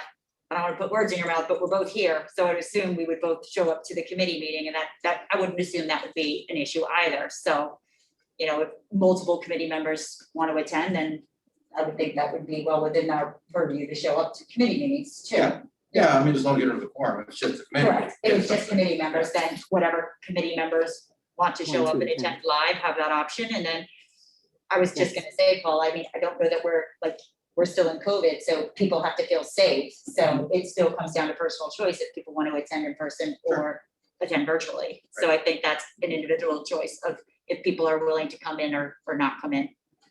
But I think we do have a member on every committee that is willing to come in live. So, and then I would just think it would just be appropriate space. So I would just kind of ask the administration if we would probably look to move committee meetings to the gym because that would probably be the biggest place at Marburg that would be able to safely social distance if we did move forward with this, if everybody was aligned, because I don't know that this would allow for the proper spacing of social distancing, but that would be my only question would be, could we accommodate a committee meeting in the gym, or would we have to look to move it to like east or west?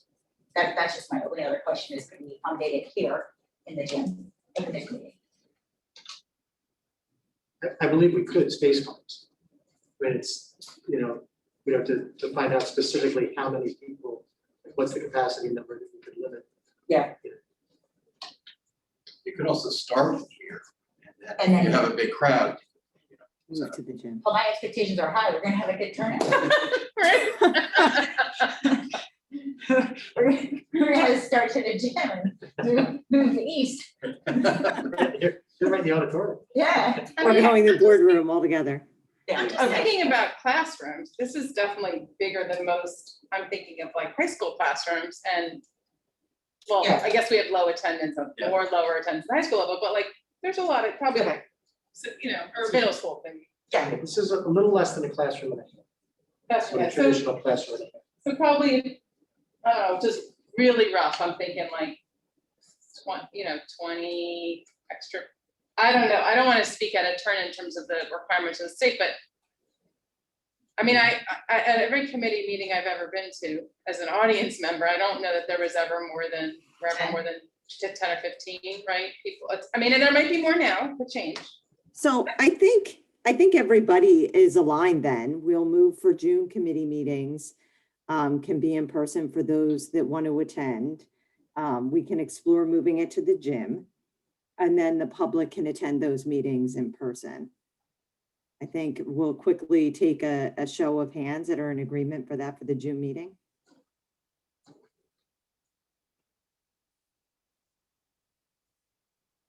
So it looks like I have everybody Yeah. in the room and then everybody, all the panelists. Okay, fantastic. So it looks like we're set then for the process for June. Okay. Did you still have a question, Mrs. Stratton? I'm sorry. You clarified it, but I just want us to, as a group, be clear what we just said, right? Because we just said the meetings are open, but the only option is in person. So just like we're all okay and comfortable with realizing that that's not actually 100% equitable for those that are in that range of I'm still in fear, or I want to get vaccinated. So I just want us to be clear on that. And Well, okay. So my understanding is, and in fairness, Karim, well, I'll restate.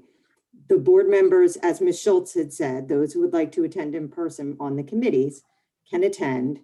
They're asking that and opening it to the public. They're opening it to the public in person. They are not going to stream the meetings. Right. No, I was good on that. As on Zoom. Okay, I just wanted to make sure. Yeah, The platform that we've been using for the committee meetings is my understanding is what we would continue for those who are remote. Okay. Yeah, no, I'm totally fine on that. Okay. And thank goodness for the vaccinations. But I just want us to, just make sure we all understand that we're saying that. So we should just have that in our brains. That's all. Just, I don't know. Maybe I'm overthinking it, but I'm just thinking about, not about board members, more about public. Because I follow you now. To like even the zone PTA's point that Mrs. Stern brought up, they're getting higher participation because there's an online option. And people are able to, it's more accessible. So, but I don't want to pause progress. I'm fine with how we do this. And I realize that we have those laws that we have to adhere to, so. Well, and we can come back to this, right? We see how this goes. We start, to your point, don't, sacrifice better for best. Like I want to get moving and get started for June, as I know we really want to begin to move in that direction. Ms. Matlack, did you have another question before we moved on? Not a question, but just a quick comment that, yes, we absolutely do need to have more discussion on this and to flesh out what will work and what, all the downsides and the upsides to live streaming committee meetings, since we've never done that before. But I just, wanted to, put in the back of everybody's mind that the committee meetings are where the board does its work. And allowing the public to come in is to observe us doing our work, not to participate. That doesn't mean that we don't want to hear comments from them. We absolutely do. But it is where the board does its work. So I just wanted to, put that back out there in everybody's mind. As we have these discussions moving forward, we do have to decide, how we're going to go and consider every aspect. And, that may be just the way we decide to go in the future. But just wanted to put that little bit out there about the board's work. Absolutely. Thank you, Ms. Matlack. And one more thing, Mrs. Neary, or maybe this is a Dr. Maloche question. So with public that will be able to come, just so we're clear, they'll be still subject to having to answer those same questions as they would if they were to enter any other buildings. Will we have someone stationed because it'll be after hours in some cases. So we'll make sure we have someone to take temperatures and ask those COVID related questions upon entrance in the building and all of that. We'll definitely do the screening when they come in, yes. We'll work out the logistics of what that looks like and let you all know what that'll be before people start to come in. Okay. And the logistics of where everybody will wait for the second meeting of the evening, Yeah. since, yeah. Yeah, the mechanics do start to get you the more you talk about it, so thank you. The eternal optimist, everyone is gonna come for all meetings, Screens. start from the start to the end. Stadium. Yeah. Steve. Stadium. Okay, great. Thanks, everyone. Okay, so that brings us now to our second public comment. And the second public comment is for any topic. Call-in comments will be heard first, then mailed and email comments to the board secretary will be read. And there will be 3-minute time allotment. And as always, please remember to state your full name and address. Okay, and we have Ben Shore. State your full name and address, please. Hi, Ben Shore, 12 Manor House Court. All right, I'm here because I'd like to know I know you guys touched on it earlier, but could you kind of briefly tell me what the new policy would entail for service dogs and kind of what modifications we're looking to see at it?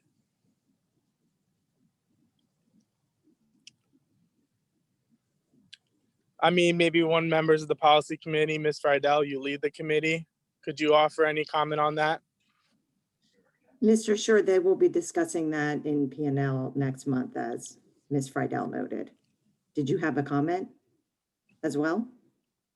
I was just, member of the public, very curious of what's going to go on. I wanted to know if I could, maybe hear something more in detail. Then I guess I wanted to know, could you commit to sending me an email with those updates on what the new policy would look like to Ms. Friedel? They'll be discussing it at the committee meeting in June, Mr. Shore. I understand, but I mean, since this is my time, Ms. Friedel, would you mind answering? Since you lead the policy committee? Mr. Shore, it's not a discussion, it's a public comment. I understand, I know that you have sent an email as well. We'll follow up with you via email, but it's not a discussion for the board members to engage in. There's an opportunity for you to make public comment. Okay, thank you, that's all. Thank you, Mr. Shore. Next, we have Rick Short. Please state your full name and address. Rick Short, 1002 Chelton Parkway. Can you hear me? Yes. Yes. Great, thank you. First off, I'd like to thank the board and district for opening up 5 days a week. I'd also like to thank you for opening up committee meetings in June. And I also want to thank Ms. Stern for her HEPA filter update. Let's make sure we mount these things in the middle of the room, not in the corner. I'd also like to just briefly mention about, there's been some talk about retaliations in some of the board meetings. And I must say that over several years that I've never been retaliated against, nor have my children have been retaliated again. And I want to thank the board for that. And trust me, you will know if anything ever happened. But I do have some questions. My question is this. We had this $8.5 million and the district was very transparent in September with the $500,000 that you bought computers with, and you really went over every dollar that was spent on the original CARES money. But will we know what the 8.5 is? I assume some of the HEPA filters are going towards that. Also, the LaCour Center now, rough numbers, and I don't want to go on the record. I think it's $18,000 or $23,000 for graduation. That extra money, that $46,000 or whatever it is, can that be put towards interior doors that can actually lock in a lockdown in our schools? Can that money also be put towards maybe sidewalks that are turning into sinkholes at Kingston and at Carusi? Also, I will concur with Dr. Podowitz on the $423,000. That does seem excessively high. Now I hear that the township is also putting insurance money in it. I mean, is this a total rip out? Is that what this is? And then Mrs. Schultz mentioned something about the grant money. You know, we do have 3 track teams, and these track teams don't have tracks to run on. So wouldn't it be better, instead of making another playground, which we already have all new playgrounds in town, wouldn't it be more sense to have a walking track? You don't need a 5-laner. All right. And then next up, Mr. Avadia mentioned that they're going to only allow 6 to 7 months for approval. Now, that's the same time frame that it was last year, Mr. Avadia. I think we should have 8 or 9 months. We don't want to have to do another delay. And then finally, unfortunately, we're not doing any MAD for students. Wish there was maybe a speech or something from Dr. Malash around prom time. That would be great. And finally, with my 19 seconds, can we do anything with the purchase tents for some of the schools like Barkley or Rosa who have a high student population? Thank you. Thank you, Mr. Short. Okay, next we have Kim Gallagher. Please state your full name and address, please. Kimberly Gallagher, 1537 Hillside Drive. So I know it was mentioned earlier tonight that Dr. Malash will present a plan to the community regarding next year and the full return. And I really want the Board of Education to hold him and the administration accountable so that the children do not lose out on another school year, another missed school year. You know, it just always feels like there's, you know, all these excuses and contingencies and, you know, so many items that could have been worked out this year had the administration come together, planned, tried things out instead of just waiting until next year to figure out lunch. You know, we've really missed out on an opportunity. I mean, as so many other districts around us are fully returning. So I really would like the Board of Education to hold Dr. Malash and the administration accountable to whatever plan he presents so that it's guaranteed in the fall. Because, you know, as he said tonight, like there's parents who have to decide on whether sending their kids to private school. And I'm in that position too. You know, I don't necessarily trust the district. I don't trust that what they say is what's going to happen. And I would like to send my children to the public school system. It's why I moved here. I pay the taxes to be here and I would like to send my kids here, but I don't trust that this 5 full day return is going to happen without accountability. And I guess that's it. So thank you. Thank you, Mrs. Gallagher. Jessica Fingerman is next. And please state your full name and address.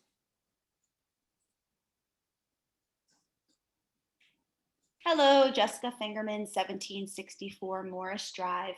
So the first thing that I wanted to say was I'm just so thrilled to hear about the summer enrichment and absolutely happy about the return to 5 days a week for all of our students.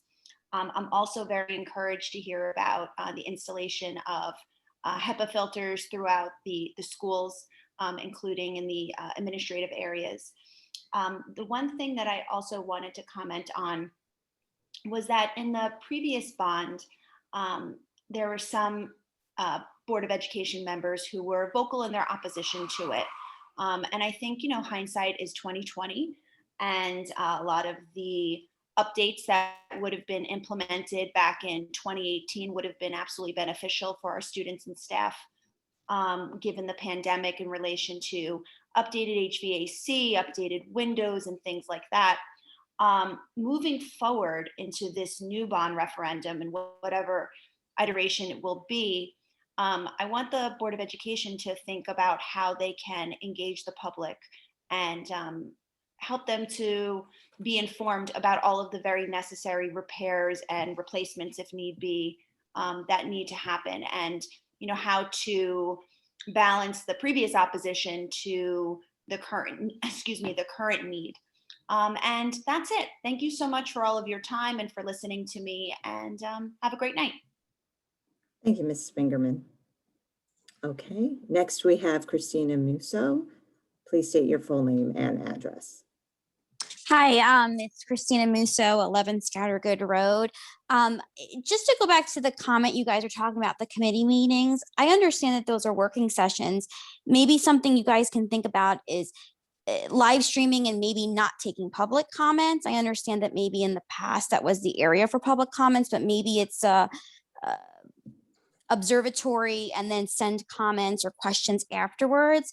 I have to tell you that working full time and commuting into and out of the city, I have not been able to in the past be as involved and engaged in these discussions as the pandemic's allowed this. And so we've all had to, now work with Zoom, and I understand that technology and it's not the same as meeting in person, but I really hope that we continue to leave this as an option in certain instances for those of us that will go back to work.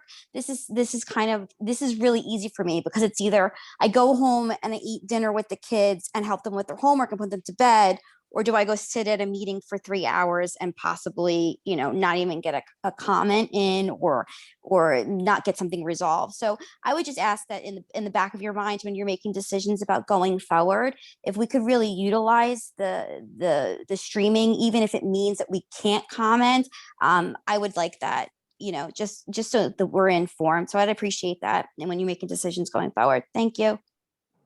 Thank you, Ms. Musso. Okay, next we have Carolina Bevid, and please state your full name and address. Good evening, Carolina Bevid, 1213 Cropwell Road. I'd also just like to echo some of the other commenters. I'm thrilled that we're returning to 5 half days, sorry. I look forward to a robust and comprehensive plan with A, B, and C contingencies for a return to school in the fall. And I'd also just like to urge the district and the principals and whoever else is involved in the decision that when we're thinking about lunch, that we really try to preserve as much normalcy for kids as we can. I drove through a township that has full days recently, and I witnessed students eating lunch off of the sidewalk. So, as much as I want kids to be in school, and you all know I do, I think that we also need to consider that, we need to treat them respectfully. And I know that Cherry Hill will be planning to do that. So when we plan for lunch, let's try to make it so that kids can talk to each other, interact, sit at an actual table, and, have a little bit of normalcy returned to their lives for that social emotional piece that we all know is so important. And I agree with Mrs. Musso that the streaming options are convenient. Thank you. Thank you, Mrs. Bevid. Okay, next we have Laura Einhorn. Please state your full name and address. Laura Ann Einhorn, 1017 Edgemoor Road. So I need some housekeeping first. The discussion regarding summer remediation acceleration, that information, when will it be available on the district website for the general public, particularly the parents, to see? I just wish someone on this board would make it clear to me when you will finally commit to a bond. Garrison has repeatedly said that timing is everything, and we are running out of time. My other concern is, and you know this from a previous statement, is that when you voted in a 0.049% increase in your taxes, I really believe that you've cut yourself short for the next year's budget. Moving on to something else. I would also like to comment on the statements regarding the return to learn plan this evening.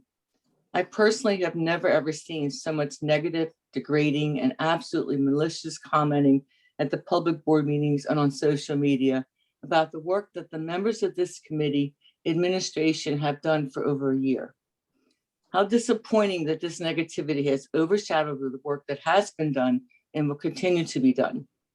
So I will say it, thank you for doing the work in absolutely unprecedented times, enduring the negativity while trying to move this district forward.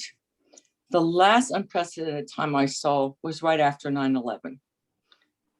The country was in turmoil. The country has been in turmoil with COVID. So what I would hope moving forward, that the public would understand that in many times, without direct leadership from the governor and the State Department of Education, many hands were tied. So I thank all of you who have participated.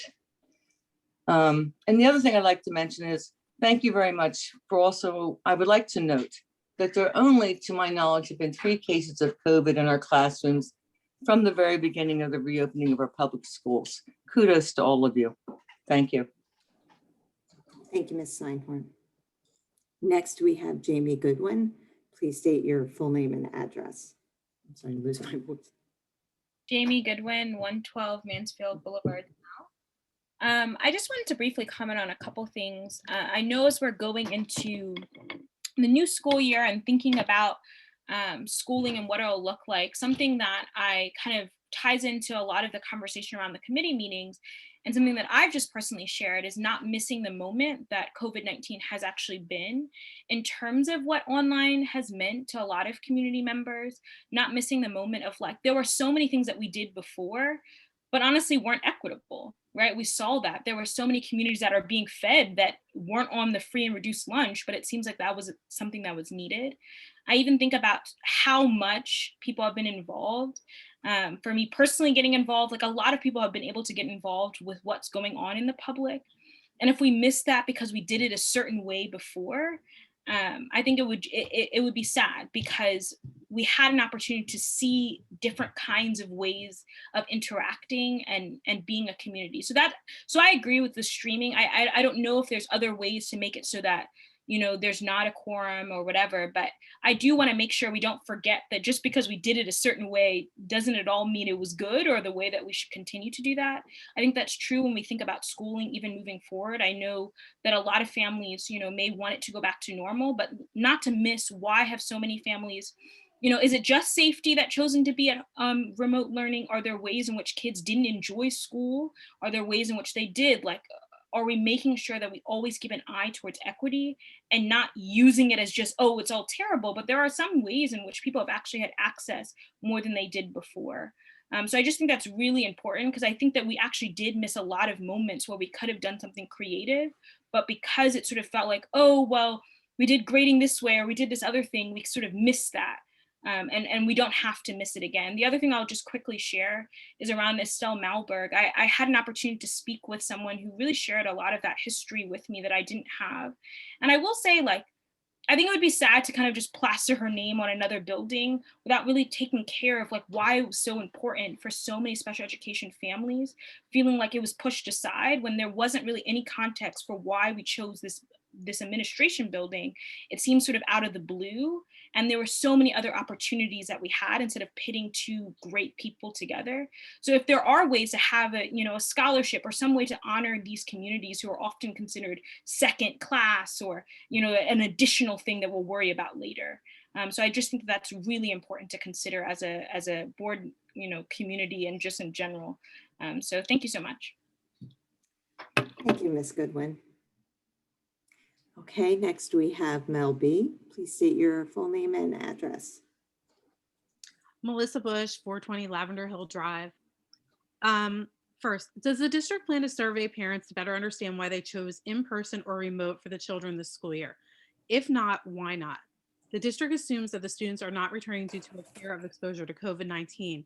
In actuality, the majority have not returned because it is more difficult to manage childcare and work with a half-day schedule than a full-day model. Furthermore, I hope the plan presented to the board in June will include potential unexpected leaves and early retirements and substitute availability, as well as how case counts will affect opening. Finally, I wish the board would stop accepting the superintendent's reopening excuses. First, Mondays were needed for deep cleaning, then they were needed for equity, then they were needed for testing. Now suddenly the drop in COVID-19 positive cases was a magic factor that led our schools to reopen for 5 half days per week. Though the 5-day schedule pleases me, the superintendent does not. Please remember this as you consider the renewal of his contract. Thank you. Thank you, Ms. Bush. Okay, and next it shows as Cherry Hill Zone PTA. So if you could please state your full name and address. Okay, it's Michelle Vogel. I didn't realize it was coming up as that, but it's Michelle Vogel, 517 Bryan Drive. And I'm not sure that the board is aware of the discussions that have been taking place at the high schools regarding graduation. And I am coming to you on behalf of the students and some of the parents that have come to me with concerns about the graduation, what is being planned for graduation, and that the students don't feel that it is, I guess, equal to what is going on at West. East is not equal to what is going on at West. And the students have been asking to have more tickets for their parents, but they are only allowed 3 tickets, and at West, they are allowed 4 tickets. And they just are concerned that it's just not equal. And I wanted the board to be aware that they have also spoken with the, I guess, East administration about the timing of the graduation, and that they did not really want it in the evening, and they were not really, I guess there was no student voice involved in that decision as well. And I guess that's it. And the other thing I wanted to say is thank you all for your time and volunteering for the Board of Education. It's really appreciated. And that's all I really wanted to say. Thank you, Mrs. Vogel. Okay, next we have Mindy. Please state your full name and address. Hi, Mindy Rosen, 6 Fairhaven Court, Cherry Hill, New Jersey.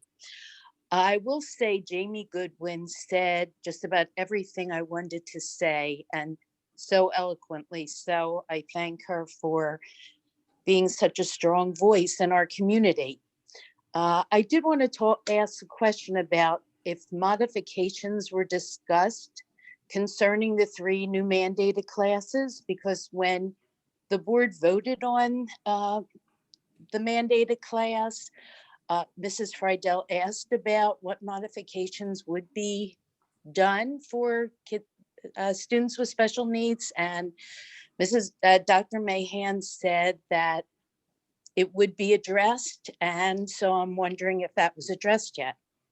As far as Mrs. Schultz, I agree with what you said about the changing the policy about the name change. When this whole thing came up with Mrs. Malberg and the name change, I immediately wrote to Dr. Malash and asked him for the policy, which I received.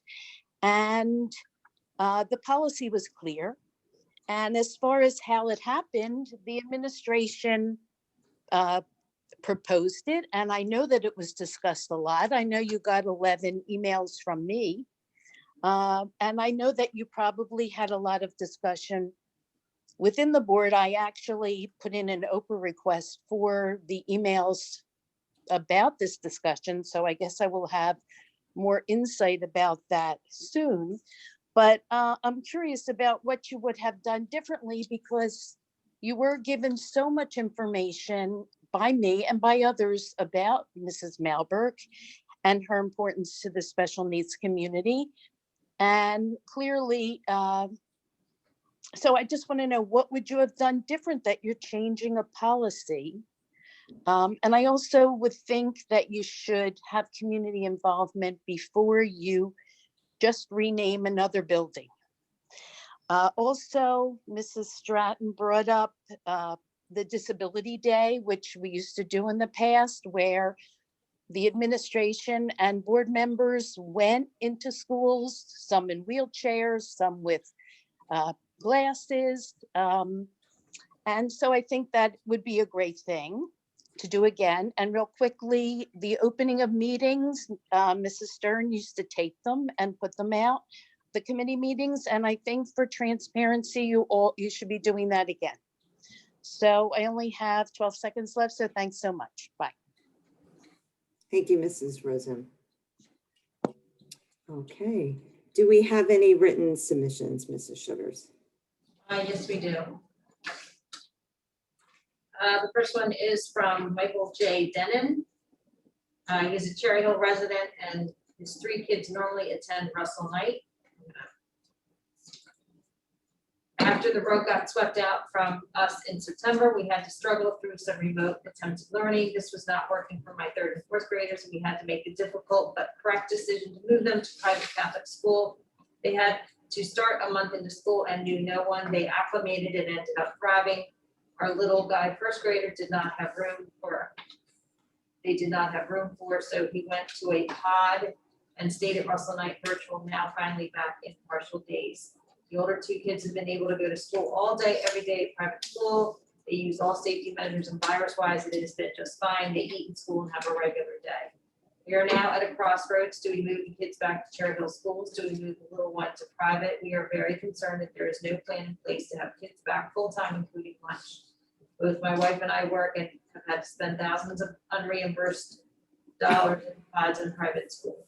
Private schools need to know now what we want to do, but since there's no plan for September for Cherry Hill schools, we are at a loss and have to go through another uncertain summer, only to have the rug pulled out from us again in the Thursday before school restarts in September.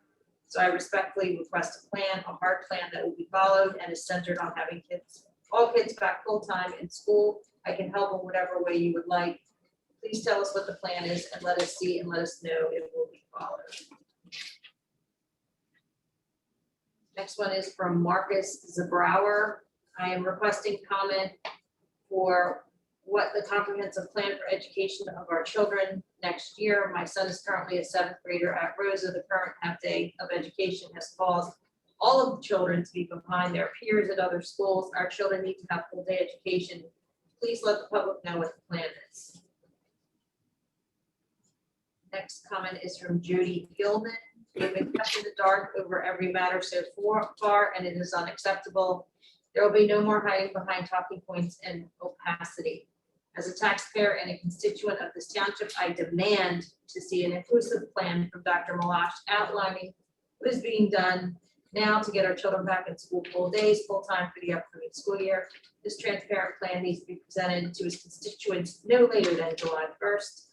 Like many other families, we have reached our retirement to educate our children this school year and will not do it again. Elected officials answer to the people. It is time that Dr. Malash becomes transparent and provides his taxpayers with a black and white plan of the steps he is taking to ensure we don't have another huge fumble like we did this year. As elected officials, it is the board's responsibility to hold them accountable for what people want. Please ensure this happens. Kimberly Ostromsky, I appreciate that we were given the last 4 Mondays of school, albeit still a half day, and again, a decision that was made at the last minute and after we were told that it wasn't happening. With that being said, since it was decided not to trial full days for the remainder of the school year, I urge the board and Dr. Malash to please provide us with a plan by July 1st for the full return of students for September 2021. I'm actually scared that this full day plan will not come to fruition and we will again be scrambling for our lives and for our kids' education. I don't find this wording to be dramatic either. We are parents from different situations and backgrounds. Some parents had to sacrifice jobs, benefits, paid time off, normal time that we would have enjoyed spending with our kids away from school, our mental health, our children's mental health, and our kids sacrificed their full education and their social well-being. There are no more excuses. Actually, there was already no more excuses yet. Here we are till June, still with half days and our kids falling further and further behind. We need a viable plan. We need transparency. We need to know that the barriers, what the barriers may be in September, and what is being done to overcome these barriers. Jeffrey Podowitz, there's an article that can be found on the New Jersey website, New Jersey Spotlight. It is dated April 29, 2015, written by Mr. John Mooney, entitled "Hespy Taken to Task Over Failure to Fully Fund School Districts." If you click on comments, the first comment listed is by New Jersey Education Aid.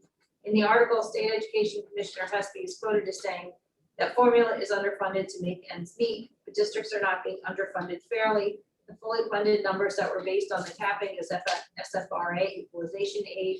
SFRA was supposed to be about communities and their at-risk students getting their equitable share of direct state aid to education, but from the very beginning of SFRA, the state capped direct state aid to education, in effect continuing their decades-long abandonment of our students in our community.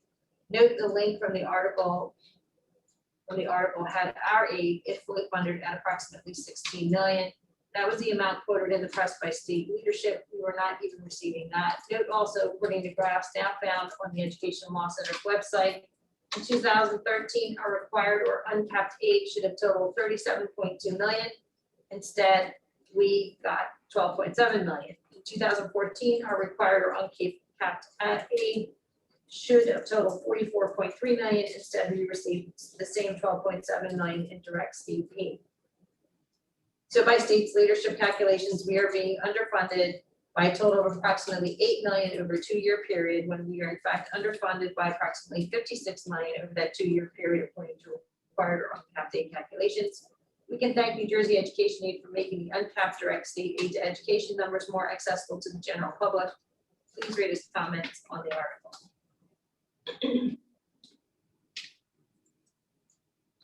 Yaris, 68 Week Court. I am speaking tonight to discuss the length of public comment since the district has gone to virtual meetings at the start of the pandemic. Board meetings drag on for endless amounts of time, and the quality of work that can take place towards the end of a 3 or 4 hour meeting is severely limited. A huge part of this problem is the length of the public comment portion, especially from emails received. I am happy that so many community members have become so actively engaged and involved. However, I think a disservice has been created in allowing the public to write their public comment. In order to speak at public comment, policy that was adopted before the pandemic should be once again adopted. You must be in attendance at the meeting in order to speak. Oftentimes, Mrs. Sugars is required to read the same public comment over and over again from different individuals in the community. These community members could not come up with an original idea, and instead followed the direction of a few self-appointed community members to write and say the same thing. In fact, they have previously stated that if you send the same thing, you will have to read it each time it is submitted, even if that means that 100 people submit the same response. A pre-submission was not allowed before the pandemic, but when we all needed to change and adjust, only public comment submitted via email or mail was allowed to be read. When we switched back to community voice allowed to be heard, why did the board continue to allow public comment to be emailed in? Community members do not even need to be in attendance in order to comment, now that their comments can be submitted beforehand. If an issue is bothering them, they can just send it and have Mrs. Sugars read it. There's no accountability of actually attending meetings in order to speak at public comment. Oftentimes a pre-sent public comment is read and the topic of the comment has already been discussed at length by the board and answered. If this community member had attended the meeting, then they would have realized that their comment was completely unnecessary. I believe that pre-submitted public comments should be discontinued in favor of community members actually attending the live virtual meetings and commenting at the appropriate time. Lauren Greenberg, 508 Bryan Drive. I'm ready to address the We Return to Learn. I would like to see a detailed plan for the 21-22 school year by June 30th, 2021. I do not want you to keep showing me the same PowerPoint slides over and over again that contain vague details or promises of a full return. Quite frankly, after the way this year has been handled, your promises mean nothing to me. I want to see details of how lunch will be handled, what will happen if my child or another child in this class gets sick, and what will quarantine guidelines be, etc. Students, parents, and teachers absolutely cannot endure another year like this one. I'd also like to address the district's fear of COVID spread through touch. Science has proven that this virus doesn't spread through touch. Why can't the students use the playground equipment? Why can't they do anything in gym that requires them to touch a ball? This is all safety theater and needs to stop. Any adult who wants to be vaccinated at this point has been. Students ages 12 and up are now able to be vaccinated. And students under the age of 12 do not spread COVID easily. And even if they get it, they do not get very sick. COVID is not going away completely. It is here to stay. So at what point are you going to stop living in fear and let these poor kids have a normal school day?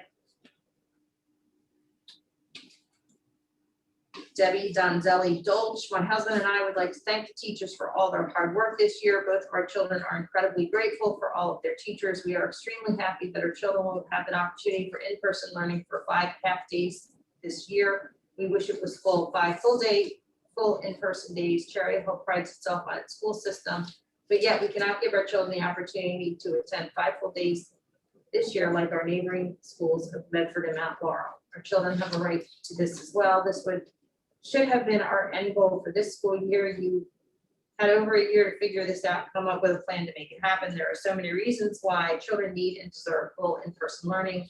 There are numerous studies showing it is safe and necessary for the mental well-being. We hear your words that this is a plan for next year, but the fact is that it's taken this long to get approved for 5 full days this year indicates a lack of effort to get children back and stay in school for 5 full days. This is why we question your words. What do we need? What do we need to feel confident that we have a strong administration that will back their words? Proof and a plan now. Proof that tents have been ordered for each school or any extra supplies that may be needed. Proof that they will be arrived before September. A plan for lunches and how students will eat outside as it gets colder. Will heaters be ordered? We need a well thought out plan of what will happen when a child may have to be quarantined. What will happen when a teacher is quarantined? What if a student is vaccinated? Mask breaks must be given. Children should be allowed to have gyms safely outside without masks. Is there anything that will make the school district go back to half-day hybrid schedule or full remote? When do teachers have to commit to fulfilling their contracts for full-day in-person learning next year? if you do not get enough staff to fill the buildings next year, will 5 full in-person days still happen if there's not enough staff? Make a detailed plan now, share this plan with staff and families before the end of the school year. Commit to this plan and make it happen, be creative, consult with other districts and schools who are back full time, but please, please, please do not pull the rug out from under our children last minute. Please do not rob them of a full day in-person education that they deserved, and we moved into Cherry Hill for.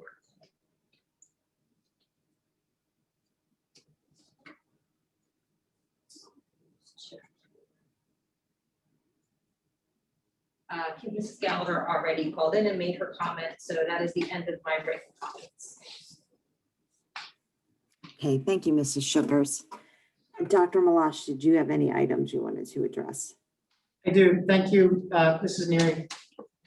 So I got a number of comments about plan, as I mentioned during the report out. When we have our work session on June the 8th, we'll be delivering a presentation that will outline the plan for September. Again, it'll talk in more detail about full days, what those 5 days will look like. We'll talk about lunch. As I've mentioned before, the schools are working on what lunch distribution will look like within the schools. You have the opportunity, there are a lot of people that are involved in those discussions in terms of what's taking place. Let's go back to these. In terms of graduation, the high school principals, Dr. Perry at East and his team of folks, and Dr. Morton at West and his team of folks have been working on the high school graduations. I know that letters went out to the East and West senior families at the end of last week regarding graduation ceremonies. We are currently limited on the number of people that we can have in attendance at outside events, which is based on the seating capacity that exists in the stadium. Ideally, that will change as we get closer to the event, to the graduations. The high school graduations are scheduled for Thursday, June the 17th. So we're hoping that that will change as well. We're also looking at other options that are there, trying to provide the best that we possibly can, and the teams at our schools trying to provide the best we possibly can to appropriately celebrate our graduating seniors. That involves the seniors and their families, as many as we can have at those events. Our graduation ceremonies will be live streamed during the course of the event as well. So that will be there. If there are specific questions about either of the schools, please contact the building principals. Information about the summer programming, the summer remediation and acceleration, hopefully will be available in the next couple of weeks, as detailed as it can be.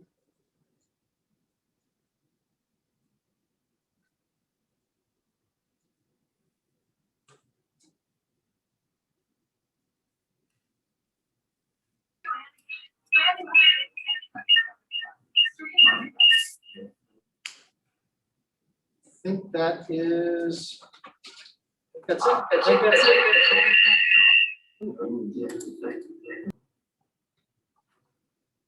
Okay, thank you, Dr. Malash. Okay, so we will not be going into second executive this evening, so that brings us to the end of our meeting. And I would make a motion to adjourn. Do I have a second? Ms. Okay, Stratton? Mrs. Neary, I'm sorry, interrupt in the middle of it. I also had marked down on here. I just want to remind folks that this week, May 10th through the 14th, is Special Education Week in New Jersey. There's New Jersey statute that designates this second week in May each year as Special Education Week in New Jersey, to commend school board members, educators, and parents for their dedication to ensuring quality education for students with disabilities in the state, and to recognize the hard work, the dedication of the students themselves.